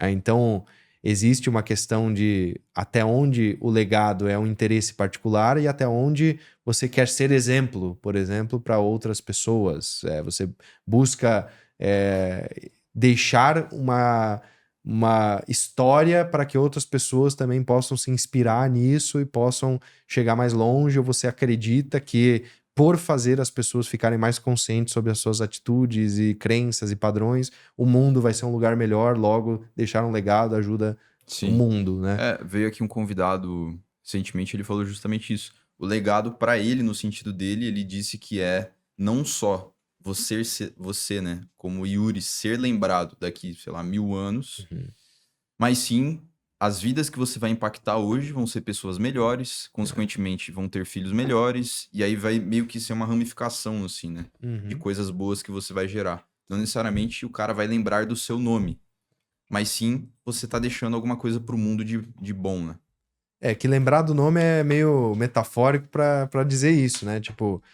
quando você lembra de um nome, é porque essa pessoa foi muito virtuosa, geralmente. Ou muito perversa. Mas aí ela serve de modelo do que não fazer. Né?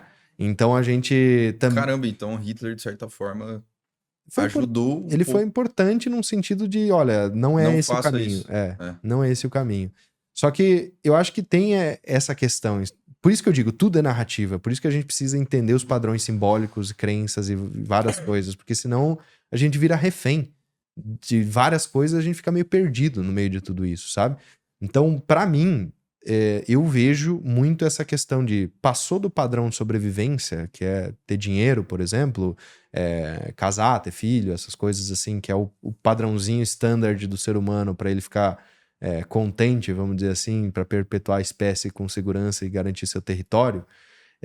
A gente começa a buscar outras coisas. Né? Então, geralmente, por exemplo, quando eu olho para os meus alunos, geralmente são pessoas já mais de idade avançada, 40 a mais, por exemplo. Por quê? São pessoas que já têm a sua vida financeira mais estabilizada, já têm filhos, família, já entenderam que, tá, isso é legal, mas não é tudo. E aí eu preciso buscar um sentido maior dentro de um niilismo, né? Aí a pessoa vê religião, talvez não é por aqui o caminho. Vê uma ideia meio livre, assim, tá gostosinho, mas também não é por aqui, né? E aí a pessoa tenta buscar essas coisas que são virtudes maiores, ela tenta ser uma pessoa boa, ela tenta deixar esse legado num sentido de ajudar a humanidade, de tentar fazer um trabalho que não seja só para ela, mas que seja para evoluir o meio, a comunidade em que ela vive, sabe? A tribo dela, enfim. Uhum. Cara, eu parto dessa narrativa, assim, né? Aí você me fale se você... Hoje você falou que você tem 29, né, cara? Eu tenho o planejamento de... Hoje eu tenho 23. Então, até os 30, velho, cara, trabalho brutal e, assim, tentar adquirir o máximo de conhecimento possível. Uhum. Um pouco menos de lazer durante esse tempo. É óbvio que você tem que se dar o luxo de, pô, às vezes fazer o que você quer, entende? Mas um trabalho mais brutal ali até os 30 anos, juntar muita grana. E aí, o dinheiro, querendo ou não, a gente, como você mesmo falou, né? A gente vive num mundo capitalista. Então, porra, se você tem o desejo de fazer várias aventuras, viajar, fazer hiking, sei lá, escalar montanha, cara, você tem que ter grana. Uhum. Então, o dinheiro, ele é uma alavanca também para esses objetivos, né? De certa forma. E ele também vai te dar segurança, vai te dar, enfim, várias coisas ali.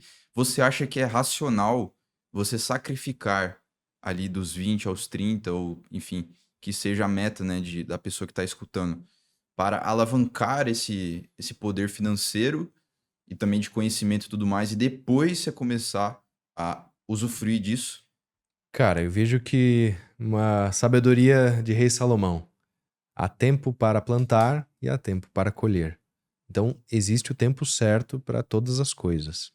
E dentro desse tempo certo, o jovem de 20 até 30 anos, eu acredito que não é o tempo de você acordar de manhã, fazer meditação, yoga, blá, blá, blá, gasta 10 horas fazendo uma rotina perfeita e esquece de ir atrás dos seus objetivos. Eu acho que esse é o momento, biologicamente falando também, que você tem mais gás, você tem mais energia, você consegue tomar mais porrada e aguentar e voltar, sabe? E você não tem tantas responsabilidades, você não tem patrimônio para gerir, você não tem filho, você não tem um casamento, você não tem família, responsabilidades de verdade, assim, que não tem como fugir. Tipo, não é uma escolha, você já tem aquilo e você tem que encarar aquilo. Fugir é covardia, sabe? Fugir é desistência da mais covarde possível. Então, eu acho que assim, você tem que ter o tempo certo para cada coisa. Porém, eu tenho uma ressalva aqui. Porque o quanto antes você começar a buscar evoluir a si mesmo, a ter mais consciência, melhor você também traça essa tua narrativa. Melhor você entende algumas outras coisas. Tipo, vou fazer qualquer coisa para ganhar dinheiro, que a gente estava falando antes, né? Só para acumular e cumprir com essa minha meta, chegar nos 30, eu ter tantos milhões que vão me render tanto e vai sustentar o meu padrão de vida para eu poder curtir a vida aí sim. Cara, pode ser que as coisas não sejam do jeito que você achou que fosse. Então, E mas é uma aposta, né? é uma aposta. Só que aí você também tá jogando o seu tempo e você também, às vezes, para de se desenvolver e aí chegou no final da aposta e vamos dizer que deu errado. E você, por não ter o autoconhecimento, por não ter a consciência, você entra numa cascata de efeitos que te coloca cada vez mais para baixo e um buraco e no final, sei lá, acontece o pior. Entendeu? Então eu vejo que a busca pela consciência ela é essencial desde o começo, Uhum. tá? Não É a deixe base, para né? depois, é a base, exato. Porque se você busca consciência, se você busca compreender a si mesmo, você também compreende os outros seres humanos. E ao compreender os outros seres humanos, você faz melhores negócios. Você fecha melhores, sabe? Você aproveita melhor as oportunidades. Você entende como você consegue lidar com a vida de uma forma muito melhor, muito mais proveitosa e também curtir os pequenos momentos. Porque o segredo, Cauê, não é quando você chega lá. O segredo é a jornada. Aproveitar a jornada é o que vai te fazer ter uma vida contemplativa, feliz, sabe? É aproveitar esse sentido de, cara, eu quero chegar lá, é o tesão de acordar todo dia, ainda não ter aquilo, e por isso viver com mais intensidade em prol daquilo. Porque quando você tiver, talvez você fique tipo, tá, e agora? Aí você busca mais. E aí você fica constantemente indo atrás Então, mas é dessa isso, né? A busca. busca, a ânsia de ter e o tédio de possuir, velho. Mas aí a gente. Por isso que eu digo, é bom evoluir a consciência para você não ficar nessa busca infinita Mas não é o justamente tempo isso. inteiro. Você não está nessa busca Mas a infinita? busca pelo ser, e não a busca pelo ter. A busca pelo ser é diferente da busca pelo ter. Ter dinheiro para ser. Ter dinheiro para escalar a montanha no Alpe Suíço, para você se sentir bem, você está buscando ser pela uma via do ter. Então ela não vai ser uma busca que vai te trazer a contemplação que você está de fato buscando. Não é o cara que tem 1 bilhão e quer 2 porque simplesmente quer ter 2. Exato. É porque assim, novamente, você acabou de me contar uma narrativa. Para você ter a experiência de subir o Alpe, a montanha, você precisa do dinheiro. Não necessariamente. Não é a única via, tá? Não é a única via. Você Não, pode... existem lugares mais baratos, enfim. Não, você consegue ir de graça, entre Não. aspas. Consegue. No Everest, Não, você consegue se você se submeter a certas coisas. se Entendeu? você for o escalador profissional, o cara receber patrocínios. Tipo assim, você consegue achar vias para realizar coisas sem que você necessariamente tenha aquele dinheiro específico para fazer. Ah, mas me fala uma via então nesse Por sentido. exemplo, você consegue comprar um terreno, uma casa, alguma coisa assim, sem necessariamente ter o dinheiro para aquilo. Você consegue fazer com que, através de credibilidade, de compliance empresarial, etc., você consiga crédito. Esse crédito você começa a jogar isso em negociações, etc., e você começa a fazer negócios para que você consiga ter todo esse subsídio para fazer. Não necessariamente eu Mas o precisei crédito é, de certa forma, um dinheiro. Não, sim, mas a narrativa de como você obteve é diferente. Você não precisou trabalhar 10 anos para acumular aquele capital para ir conquistar aquilo que você quer. Você pode ter isso amanhã e depois acumular meios para pagar aquele negócio. Então a narrativa varia a tua experiência. E quando você é novo, você não tem leque de olhar para o mundo e entender, olha, eu posso ir por esse caminho, mas eu também posso ir por aquele. E você só aprende isso quebrando a cara, sabe? Você só aprende Será isso... que só assim? Não, só não, mas com a experiência do outro, entrando em contato com outras pessoas que já quebraram a cara, né, por você, e você sendo sábio, você consegue entender, olha, esse modelo de negócio é melhorzinho, esse aqui é mais difícil. Se eu persistir na minha ideia, na minha cabeça dura de jovem, de que é assim, talvez eu vá me ferrar, talvez eu não vá conseguir essa questão, mas se eu só abrir uma vírgula e olhar num outro espectro, pode ser que eu consiga o que eu quero de fato, esse resultado financeiro, sabe? Então, eu acho que a experiência, nesse caso, bem aristotélica, né? A experiência da nossa vida sensorial, ela faz com que a gente tenha mais sabedoria para também não só aproveitar e ser mais feliz durante a jornada e não só no objetivo, mas também buscar por vias mais... como é que eu posso dizer? Que você otimiza melhor a tua energia, tempo e etc. E não cai, às vezes, numa narrativa que foi imposta ali pra você, sabe? Não sei, eu acho que eu viajei um pouco aqui, mas acho que deu pra entender um Sim. pouco. Não existe fórmula de bolo, né? Não existe. Pra conseguir alcançar. Já escutou o conto dos dois pescadores lá? Onde Que um pesca porque ele quer e o outro porque ele precisa, né? Vamos dizer assim. É. Eu não vou saber exatamente dizer, né? Mas tinham dois pescadores, os dois gostavam muito de pescar. O pescador X, ele pescava, sei lá, 3 peixes por dia, e aí vendia o que precisava vender, comia o que precisava comer e tal. E todos os dias ele ia lá e pescava, sei lá, 3 peixes, ou um número X de peixe. Aí o Y, né, que é o segundo pescador, ele ia lá e pescava, só que ele abandonou a vida de pesca porque ele queria... E ele gostava muito de pescar. Ele foi pra cidade, falou, cara, eu vou pra cidade, eu vou juntar o máximo de grana possível, e é isso. Aí o pescador X, né, o primeiro ali, ele continuou pescando até assim, a velhice e tal. Então chegou nos 60 anos, os dois tinham 60 anos. Aí o cara que foi pra cidade acumular dinheiro, o cara acumulou dinheiro e agora ele vai relaxar. Aí ele chega lá, né, pro pescador, o cara lá que tava pescando 3 peixes por dia, e aí ele fala assim, cara, juntei aqui, tô com 10 milhões na conta, e agora eu posso viver a vida. Aí o primeiro fala assim, eu vivi a vida, Exato. Essa sacou? história ilustra muito bem. E essa história, ela ilustra muito bem como a narrativa que a gente conta para buscar os nossos objetivos, ela muda completamente o jeito que a gente vive a vida. Cara, mas é muito difícil, velho. Não, é muito difícil. Esse é o maior desafio. Esse é o maior desafio, Cauê. Você olhar para si mesmo com tanta honestidade a ponto de você entender os padrões narrativos, crenças, sombras, traumas, coisas que te influenciam a você estar vivendo e agindo do jeito que você está hoje, sabe? Porque eu não nego a questão libidinal do Freud. Eu acho que ele foi muito sábio em falar isso. Mas eu também tenho essa percepção de que se você conseguir atingir um grau de contemplação, uma ataraxia estoica, né, na sua vida, você consegue viver cada dia muito melhor e não depender dessa busca constante por uma realização libidinosa através de um objetivo específico, sabe?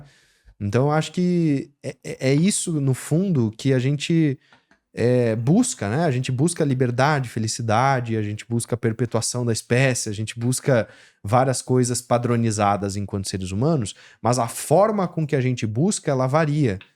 E essa forma essa narrativa, ela pode te colocar num local de sofrimento em prol de uma conquista. Por exemplo, o viés sacrificial cristão. Ele tem um pouco desse local de você precisa se sacrificar para ter a salvação. Você precisa do sacrifício necessariamente para ter o objetivo. E isso reflete na vida profissional do cara que ele vai entender, não, eu preciso me sacrificar, eu preciso trabalhar, eu preciso, sabe? Ao contrário, você vai ter outras visões que vão dizer, não é necessário o sacrifício para que você tenha essa contemplação. Você pode ter isso sem necessariamente ter o sacrifício.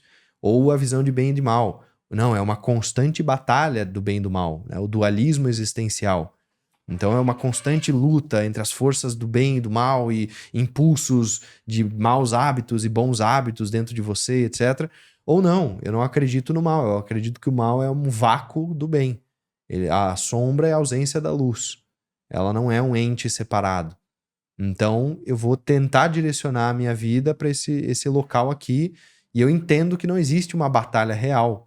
E aí eu passo, por exemplo, de uma postura narrativa individual de a vida é uma batalha, uma guerra, para a vida é um tabuleiro de xadrez. Ela é um jogo, ela não é uma guerra.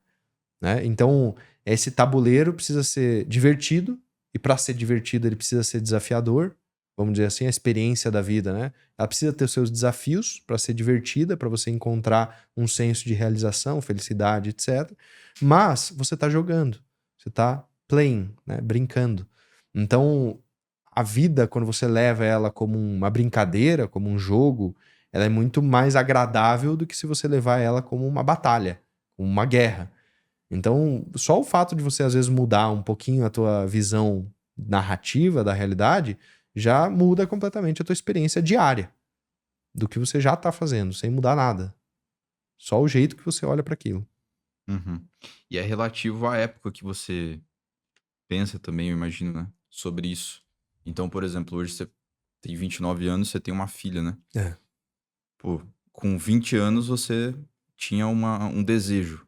Hoje, provavelmente, sua filha tá, assim, lá Sim. em cima, né? Nos quesitos de, enfim, motivadores e tudo mais. Pô, quero prover o melhor pra minha filha, quero estar perto dela e tudo mais. Então, assim, não adianta eu planejar o que eu vou fazer com 50 anos, né? Exato. Porque a gente vai mudando conforme vai passando o tempo. Pode ser que, sei lá, Perfeito.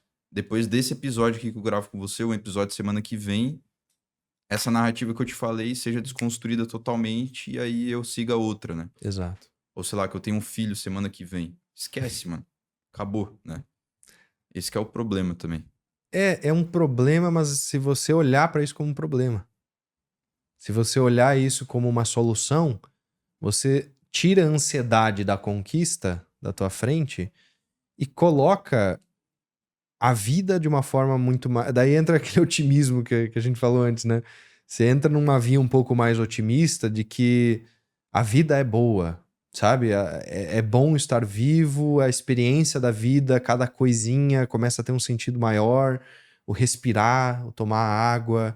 Pequenos atos começam a ser atos que te trazem prazer, que te trazem uma contemplação e que você deixa de associar o teu prazer e a tua felicidade para uma projeção futura numa conquista, sabe? Você não projeta aquilo para frente ou no outro, né? Porque, vamos lá, projeção psíquica é uma das coisas que a gente mais faz, tá?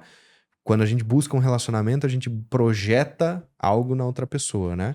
Geralmente. A gente projeta tanto uma questão de eu vou me realizar com aquela pessoa, quanto eu projeto um estereótipo do que eu quero que aquela pessoa seja diante da minha visão de realidade do que é bom, belo e verdadeiro. Né? Então a projeção psíquica, ela é tanto num relacionamento, num ideal, por exemplo, que a gente falou antes de salvação, eu projeto a salvação da vida humana numa figura externa, tipo Jesus, sei lá o que e tal, né? E eu fico esperando aquilo chegar, ou eu assumo que o Cristo existe dentro de mim, dentro de uma narrativa religiosa, e a partir dessa visão eu mudo completamente o jeito que eu ajo e que eu trato as pessoas à minha volta, por exemplo, sabe? Então, eu vejo que assim, o core da coisa é o jeito que você olha pra vida, pra realidade, sabe? É essa a questão da narrativa pessoal. E a grande dificuldade é a gente ter um desapego muito forte, muito absoluto, para não se apegar em nenhuma das ideias que a gente também vem construindo, né? Esses idealismos, né? É impossível viver sem ideais. É impossível, não tem como. Só que não se apegue aos ideais. sabe? Não se apegue a esses ideais, porque isso... E se você não se às apegar vezes, aos ideais, também vai ficar perdido, né? A deriva, assim. por isso que tem que ter um mínimo de princípios e valores. Sim. Tem que ter essa bússolazinha moral, sim, mas uma moral que você construiu e não que você se apegou a uma outra, sabe? Por isso que, assim, eu vejo que a fase entre 21... tem a teoria dos setênios. A cada 7 anos da nossa vida, a gente passa por uma fase específica. Nos 21, mais ou menos, você entra numa nova fase da vida. E essa fase, ela é experimental de vários sentidos. Na adolescência, ali dos 14, mais ou menos, até os 21, você tá numa fase de experimentar tudo do mundo e outras tribos e outras coisas, por isso que o adolescente é mais rebelde. Depois dessa fase, você quer experimentar o que é certo dentro de todas essas visões que você viu, o que é certo pra você, aonde você de fato se encaixa, e geralmente isso é traduzido com experiências profissionais.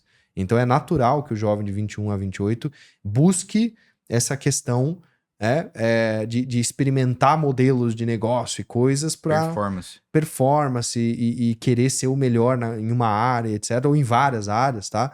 Para ele fazer essa experimentação e se autoconhecer através disso, né? E dos 28, a gente tem um negócio que astrologicamente, é o retorno de Saturno, né? A primeira vez que Saturno dá uma volta completa, você tá de Saturniversário, vai?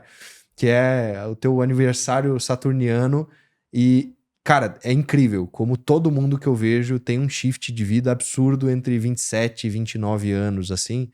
É um momento de virada da vida. E Saturno é o ceifador. Dentro da alquimia, o simbolismo saturniano é Cronos, é o ceifador da coisa, né? Do tempo. Então você já não tem mais tanto tempo a perder. Ô, louco, pô, você tem 28 anos. Não, mas entra um senso de diferente de percepção, num sentido de você perde um pouco aquele sentimento que talvez você tenha de eu posso fazer tudo e ser bom em todas as coisas, e eu posso ser um bom baixista, guitarrista, um podcaster e leitor e isso e aquilo e você quer ser tudo. Você acha que é arrogância ter isso? Não é natural. Eu também era assim. E aí essa é a questão que eu vejo, assim, sabe? Não só em mim, mas em várias outras pessoas que eu acompanho, pacientes, etc.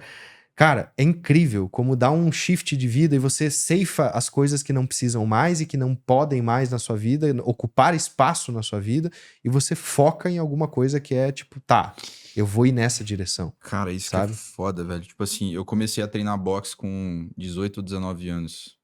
Acho que foi ali, por ali, né? E assim, eu comecei a pegar rápido, aprender rápido e tudo mais. E eu pensava, porra, se eu quisesse, mas eu não queria, né? Eu poderia me tornar um boxeador profissional, Uhum. certo? Porque não exige apenas ser um bom boxeador. Você tem que entender de redes sociais, você tem que ter os soft skills ali, né?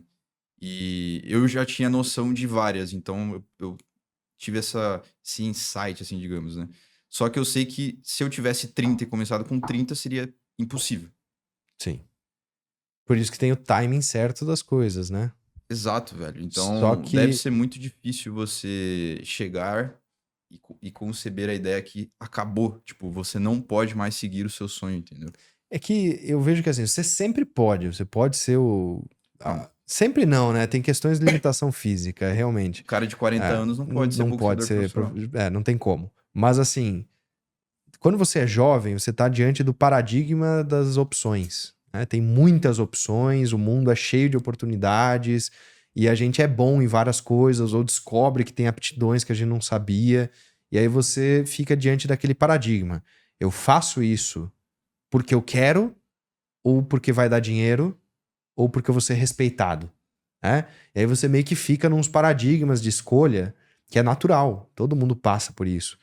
Só que eu vejo que, assim, pra vida valer a pena, você não pode escolher só o que vai te dar dinheiro, mas tem que ter um balanço, tem que ter um equilíbrio entre o que vai me dar motivação diariamente para eu continuar fazendo e que vai me fazer me sentir realizado e que, de fato, isso daqui eu vou, sabe, eu vou me sentir feliz fazendo isso.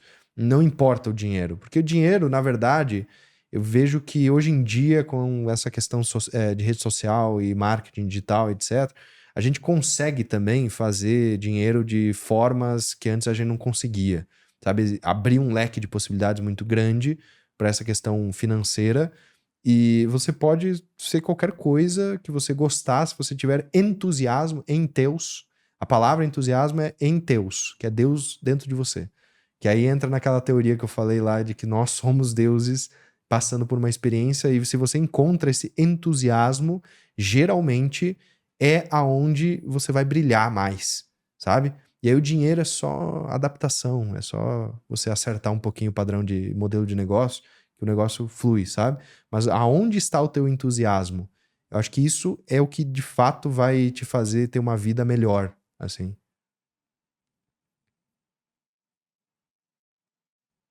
Qual que é o seu hoje, cara? Onde que você está mirando exatamente? Cara, o meu entusiasmo, ele vem de eu ver as pessoas de uma certa forma mais conscientes sobre si e sobre o meio e sobre as outras coisas. E aí eu desapeguei da forma. Teve época que eu passei ensinando Kabbalah, especificamente. Teve época que foi alquimia, hermetismo. Teve época que foi tarô. Teve épocas que foi mais filosofia. Teve épocas que foi através dessa questão financeira, né? Mas eu vejo que assim, a forma pouco importa. O que importa é a pessoa ter essa virada de chave de ela entender que a vida pode ser um pouco melhor, ela pode ser um pouco mais boa, justa, sabe, benevolente. Ela pode ser uma pessoa um pouco melhor, entre aspas, perante o meio e a comunidade dela. E isso, pra mim, é uma das melhores coisas possíveis, assim, sabe? É ver esse senso de realização do outro em si. Isso você acha que é parte de um altruísmo verdadeiro e não do seu ego? Não tem, obviamente, o meu ego envolvido. Não tem como separar, né? A grande E aí questão você é... vive a experiência mesmo sabendo que é o ego, assim. Sim, porque pelo menos eu sei que essas pessoas, elas vão ser um pouco melhores dentro das comunidades dela, das famílias dela. Talvez essa pessoa que seja muito agressiva, se ela tiver consciência da própria natureza agressiva dela, ela não vá bater na esposa, se ela ficar descontrolada, entendeu? Então eu sei que eu tô fazendo o meu papel, entre aspas. Parece que, sei lá, 99% das pessoas não tem essa compreensão, né, cara? Não tem, não tem. Cara, é incrível o como o ser humano hoje ele é um animal inconsciente de si mesmo. A gente não é um ser humano. É mais raro você achar um ser humano do que um animal em extinção. Porque o ser humano perfeito, um ser humano que é um ser, não perfeito, porque a perfeição não existe, mas um ser humano que busca esses ideais maiores e que busca um senso de uma justiça, uma benevolência verdadeira, algo que realmente transcende os seus desejos animalescos e impulsivos, é extremamente raro. Esse é um ser humano que você dificilmente vai encontrar diante de você na sua vida, sabe? Então eu vejo que assim, cara, a gente não pode ser pessimista, mas ao mesmo tempo não dá pra ser ingênuo, né? O ser humano, ele está sim buscando realização de prazeres e fuga de dores pessoalmente. Porém, eu acredito que existe uma consciência maior e quanto mais a gente conseguir fazer esses seres humanos entrarem num coeficiente harmônico com essa consciência maior, mais o nosso planeta vai ser melhor para as gerações futuras, para nós mesmos, sabe? Eu acho que a gente vai conseguir entrar numa harmonia maior. Você acredita que devemos ser egoístas para bater os nossos valores ali? Sim, eu acho que a primeira coisa que você precisa é ser egoísta. Por quê? O egoísmo, ele vai te colocar num local de você se compreender, tá? De você se compreender de verdade, Em que assim. sentido?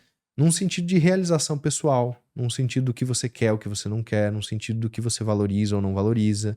Então, eu acho que assim, o egoísmo, ele é necessário para a construção do indivíduo, tá? A ideia de você matar o seu ego ou superar o seu ego é uma ideia fantasiosa, porque você não consegue superar o seu ego, senão você vira um vegetal. Você não vai conseguir interagir com a realidade sem ego. Então é impossível, por exemplo, você matar o seu ego. Mas você pode domar o seu ego, que é a imagem simbólica, por exemplo, do cavaleiro em cima do dragão. Você não mata o dragão, você monta no dragão e voa com ele. Porque aí você tem o verdadeiro poder. Quando você está com as rédeas curtas no teu ego, que é esse dragão simbólico. Tá? E quando você consegue domar os teus instintos e impulsos, você tem controle sobre si mesmo. Então, dentro da psicologia analítica do Carl Jung, por exemplo, o primeiro exercício não é a individuação, é a individualização. É você olhar para a Qual sua que é a diferença? sombra, entender que você precisa se constituir primeiro como um indivíduo. Então a individualização é isso, é você se constituir primeiro como um indivíduo, tentar minimamente se compreender ali, para depois rolar uma individuação, que é você entender como chegar de fato nesse teu self.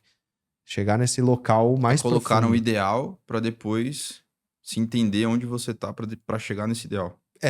É como se fosse isso. De forma bem grosseira, é isso. Porque o ideal você abandona depois, né? Ou transmuta, pelo menos, porque não tem como viver sem um ideal. Você sempre tem um ideal. Só que a gente vai tentando refinar esse ideal. A grande questão é: quais são teus modelos? O que você segue? O que é bom, belo e verdadeiro pra você? Mas você entende que tudo isso é meio que uma criação do ser humano pra não pirar da cabeça, cara? Sim, de certa forma, a gente tem um controle social. Né? A gente tem uma construção social para manter a ordem, para manter hierarquias de poder, para que a gente consiga viver, que as pessoas não se matem, não. Não, eu digo até referente ao próprio sentido da vida da pessoa. Então, assim, a pessoa que acredita em Deus, Uhum. sei lá, qualquer religião, você pega o cristianismo, o cara acredita naquilo porque aquilo ali, de alguma forma, traz benefícios pra ele, né? Sim. Então, ele acha que ele vai ser salvo, né? Vai ter a salvação e tudo mais. O cara que não acredita, ele também se apega àquilo. Então, pô, eu não acredito em Deus. Tem alguns que, então, enfim, são até meio arrogantes, né? Pô, o cara que acredita em Deus é burro e tal. Uhum. Então, ele se acha inteligente, ele se apega a um ideal também. O cara que fala, porra, sei lá, a vida não tem sentido e por isso eu vou criar o meu sentido divulgando ciência. Uhum. O cara só cria isso pra sair de uma angústia, né? De Pra sair de uma que ele angústia, enfrentaria exato. de que nada realmente tem muito sentido. Exato. Por isso que o indivíduo ele tem que se formar antes de querer entrar nesse outro espectro. Então, o que é esse se formar? É você transcender os padrões de narrativa, crença, traumas e projeções que são impostas em você para minimamente se autoconhecer, cara, na tua essência, assim, sabe? E pra fazer isso é aquilo lá que você falou, escrevendo. É que assim, a ideia, na verdade, a longo prazo é você fazer uma autoanálise constante, certo? Inclusive, por causa dessa percepção que eu tive de que, cara, a única forma de realmente a gente se autoconhecer não é tomar ayahuasca, não é, você se retirar num monge, num monastério e etc. Porque, ó, veja bem, mesmo o monge no alto do monastério, ele não não é que ele não tem desejos. Ele deseja o nada. Ele direciona o desejo dele para algo, que é o nada.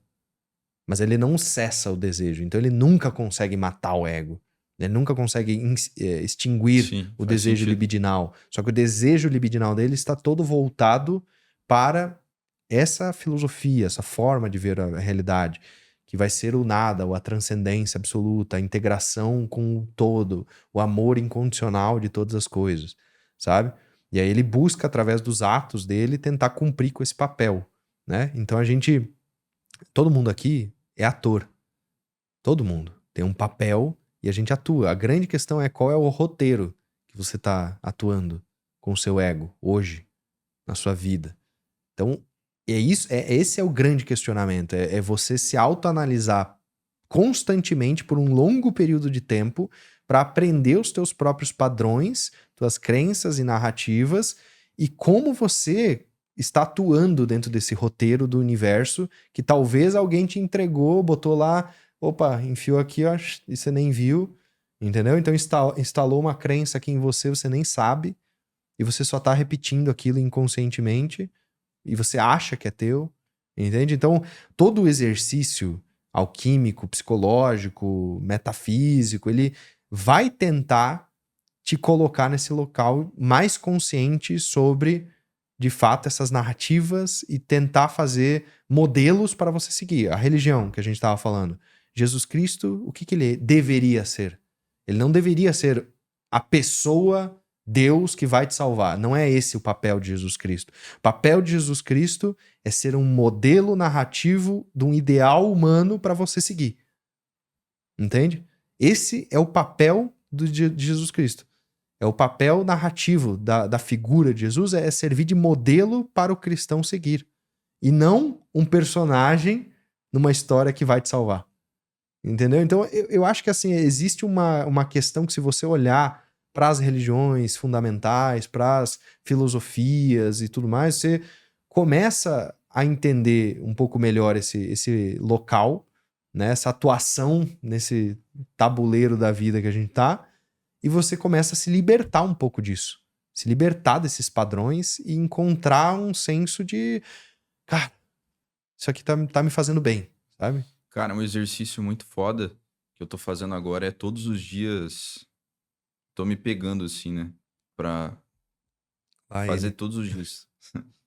No final do dia, fazer uma gravação, velho. Tipo, de 10, 15 minutos falando como que foi o dia. Ah, legal. Então, Diário.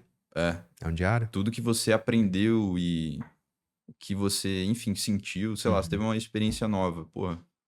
Foi fazer alguma coisa, mas uma coisa que você nunca fez, sei lá.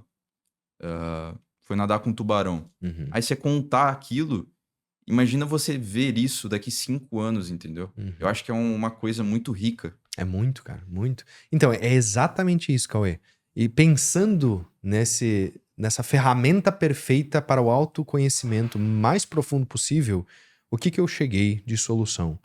Cara, desde os primórdios, o diário, essa anotação sobre os teus sentimentos, sobre o que você pensa, insights, etc. Porque é um diário, né? Só que é um formato diferente. É um formato diferente, mas não deixa de ser um diário. Pode ser em vídeo, falado, gravado, escrito, sei lá.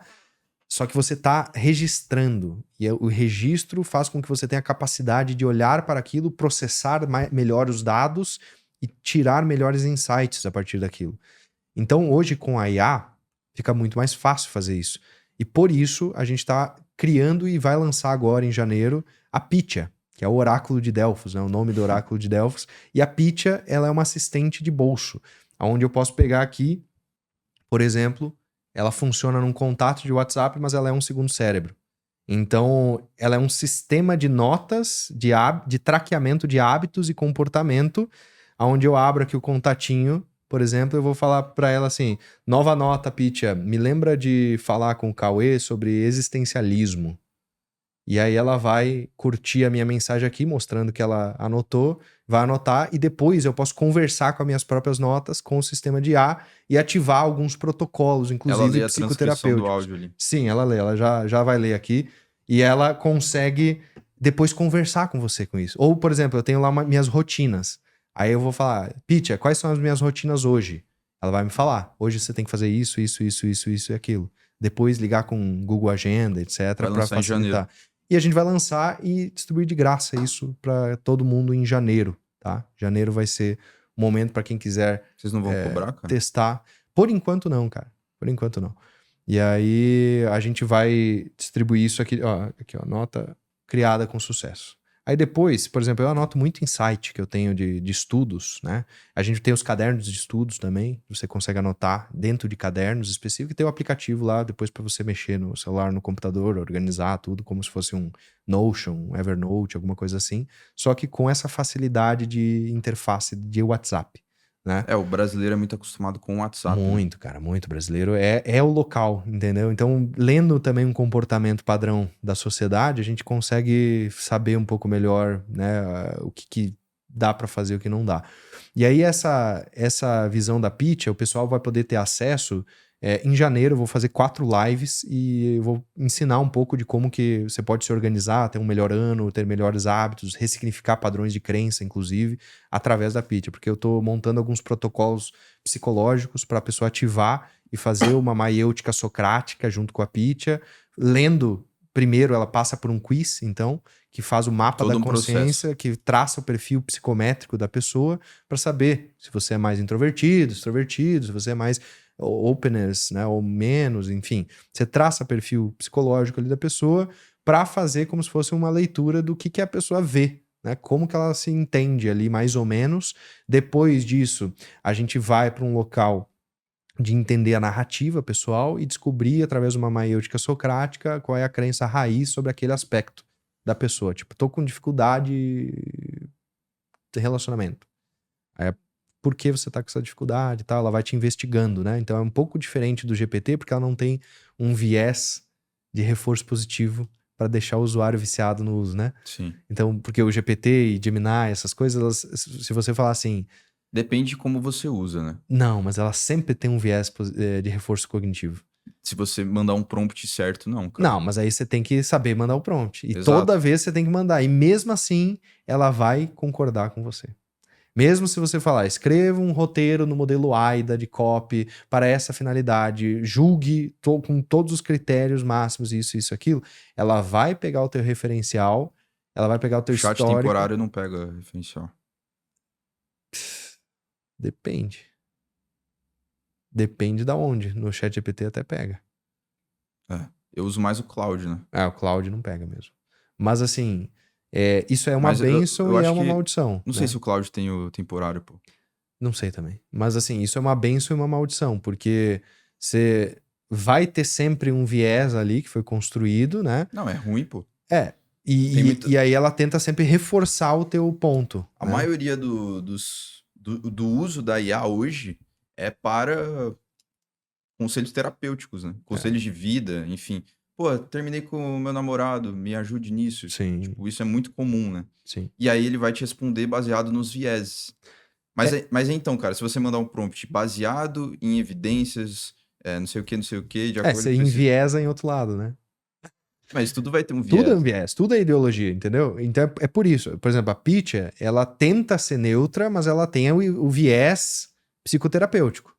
Então ela tem um viés, sim, de ficar te questionando até você encontrar uma causa raiz. Quando ela vê que você encontrou, ela assume que você quer trabalhar aquilo, por exemplo. Mas o bom é que o cara que Terapeuticamente. vai utilizar isso, ele já sabe o viés que Ele é. já sabe o viés, exato. Então ela não vai concordar. Tipo assim, inventei uma nova matemática.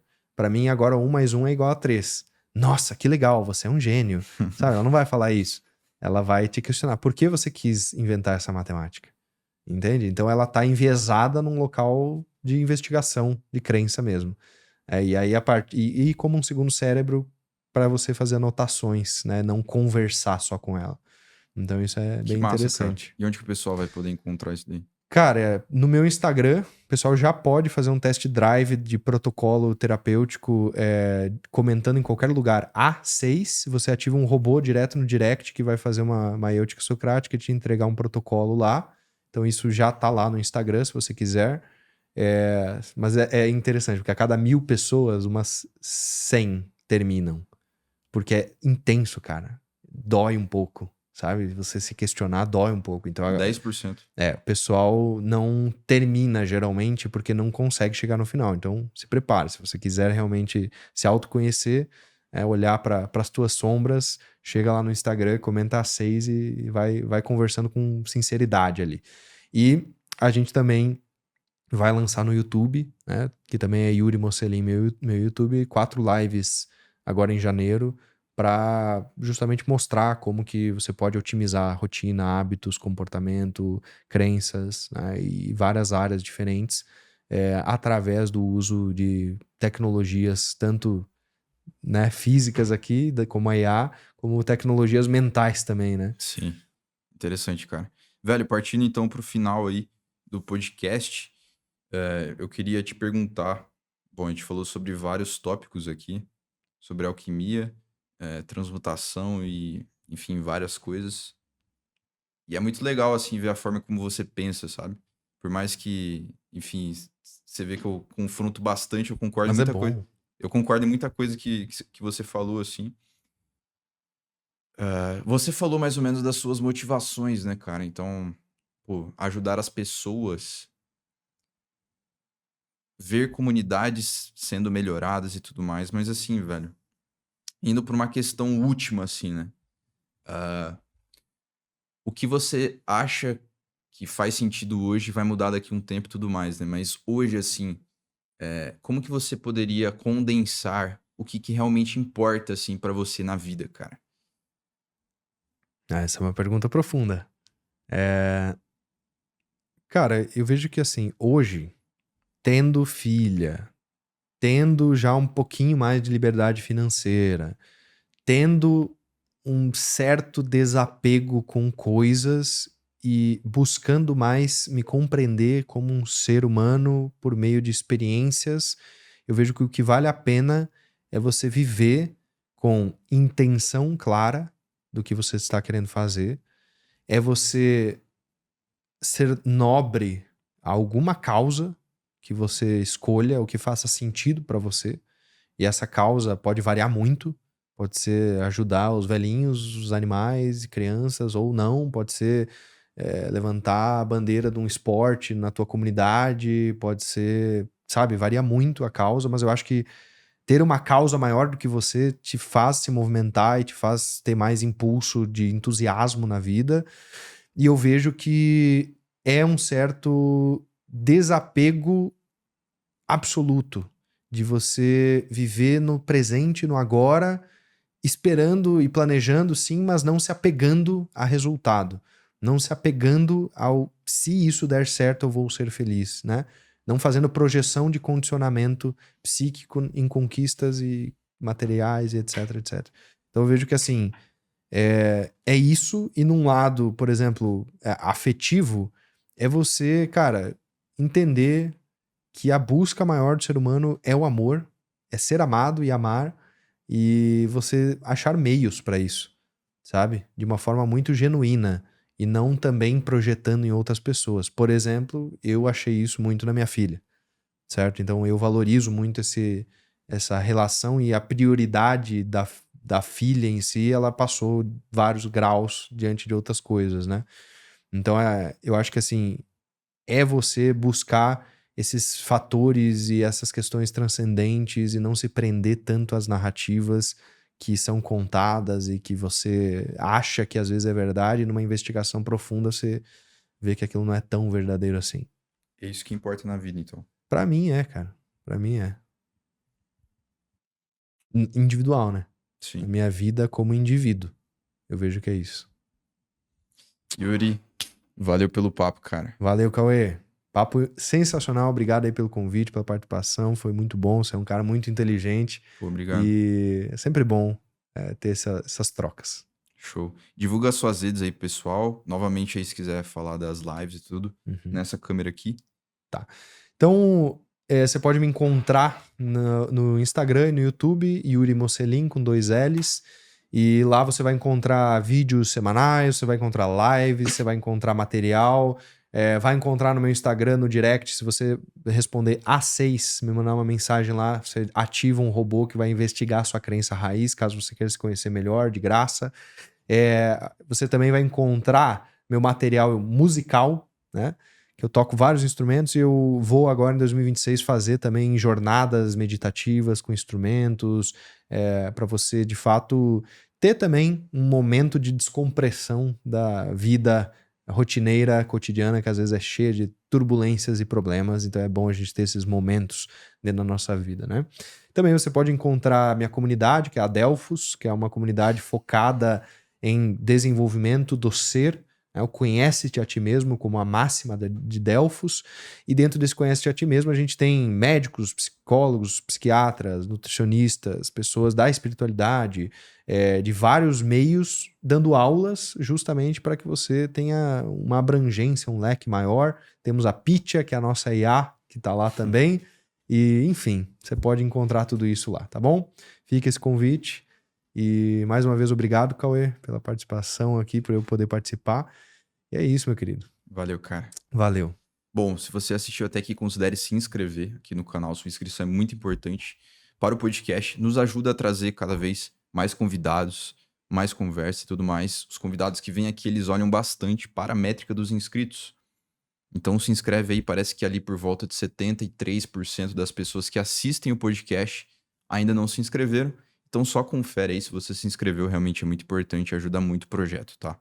Agradeço de coração também todos que mandam comentários, apoiando o podcast e tudo mais. Fico muito contente e até o próximo episódio. Tchau, tchau.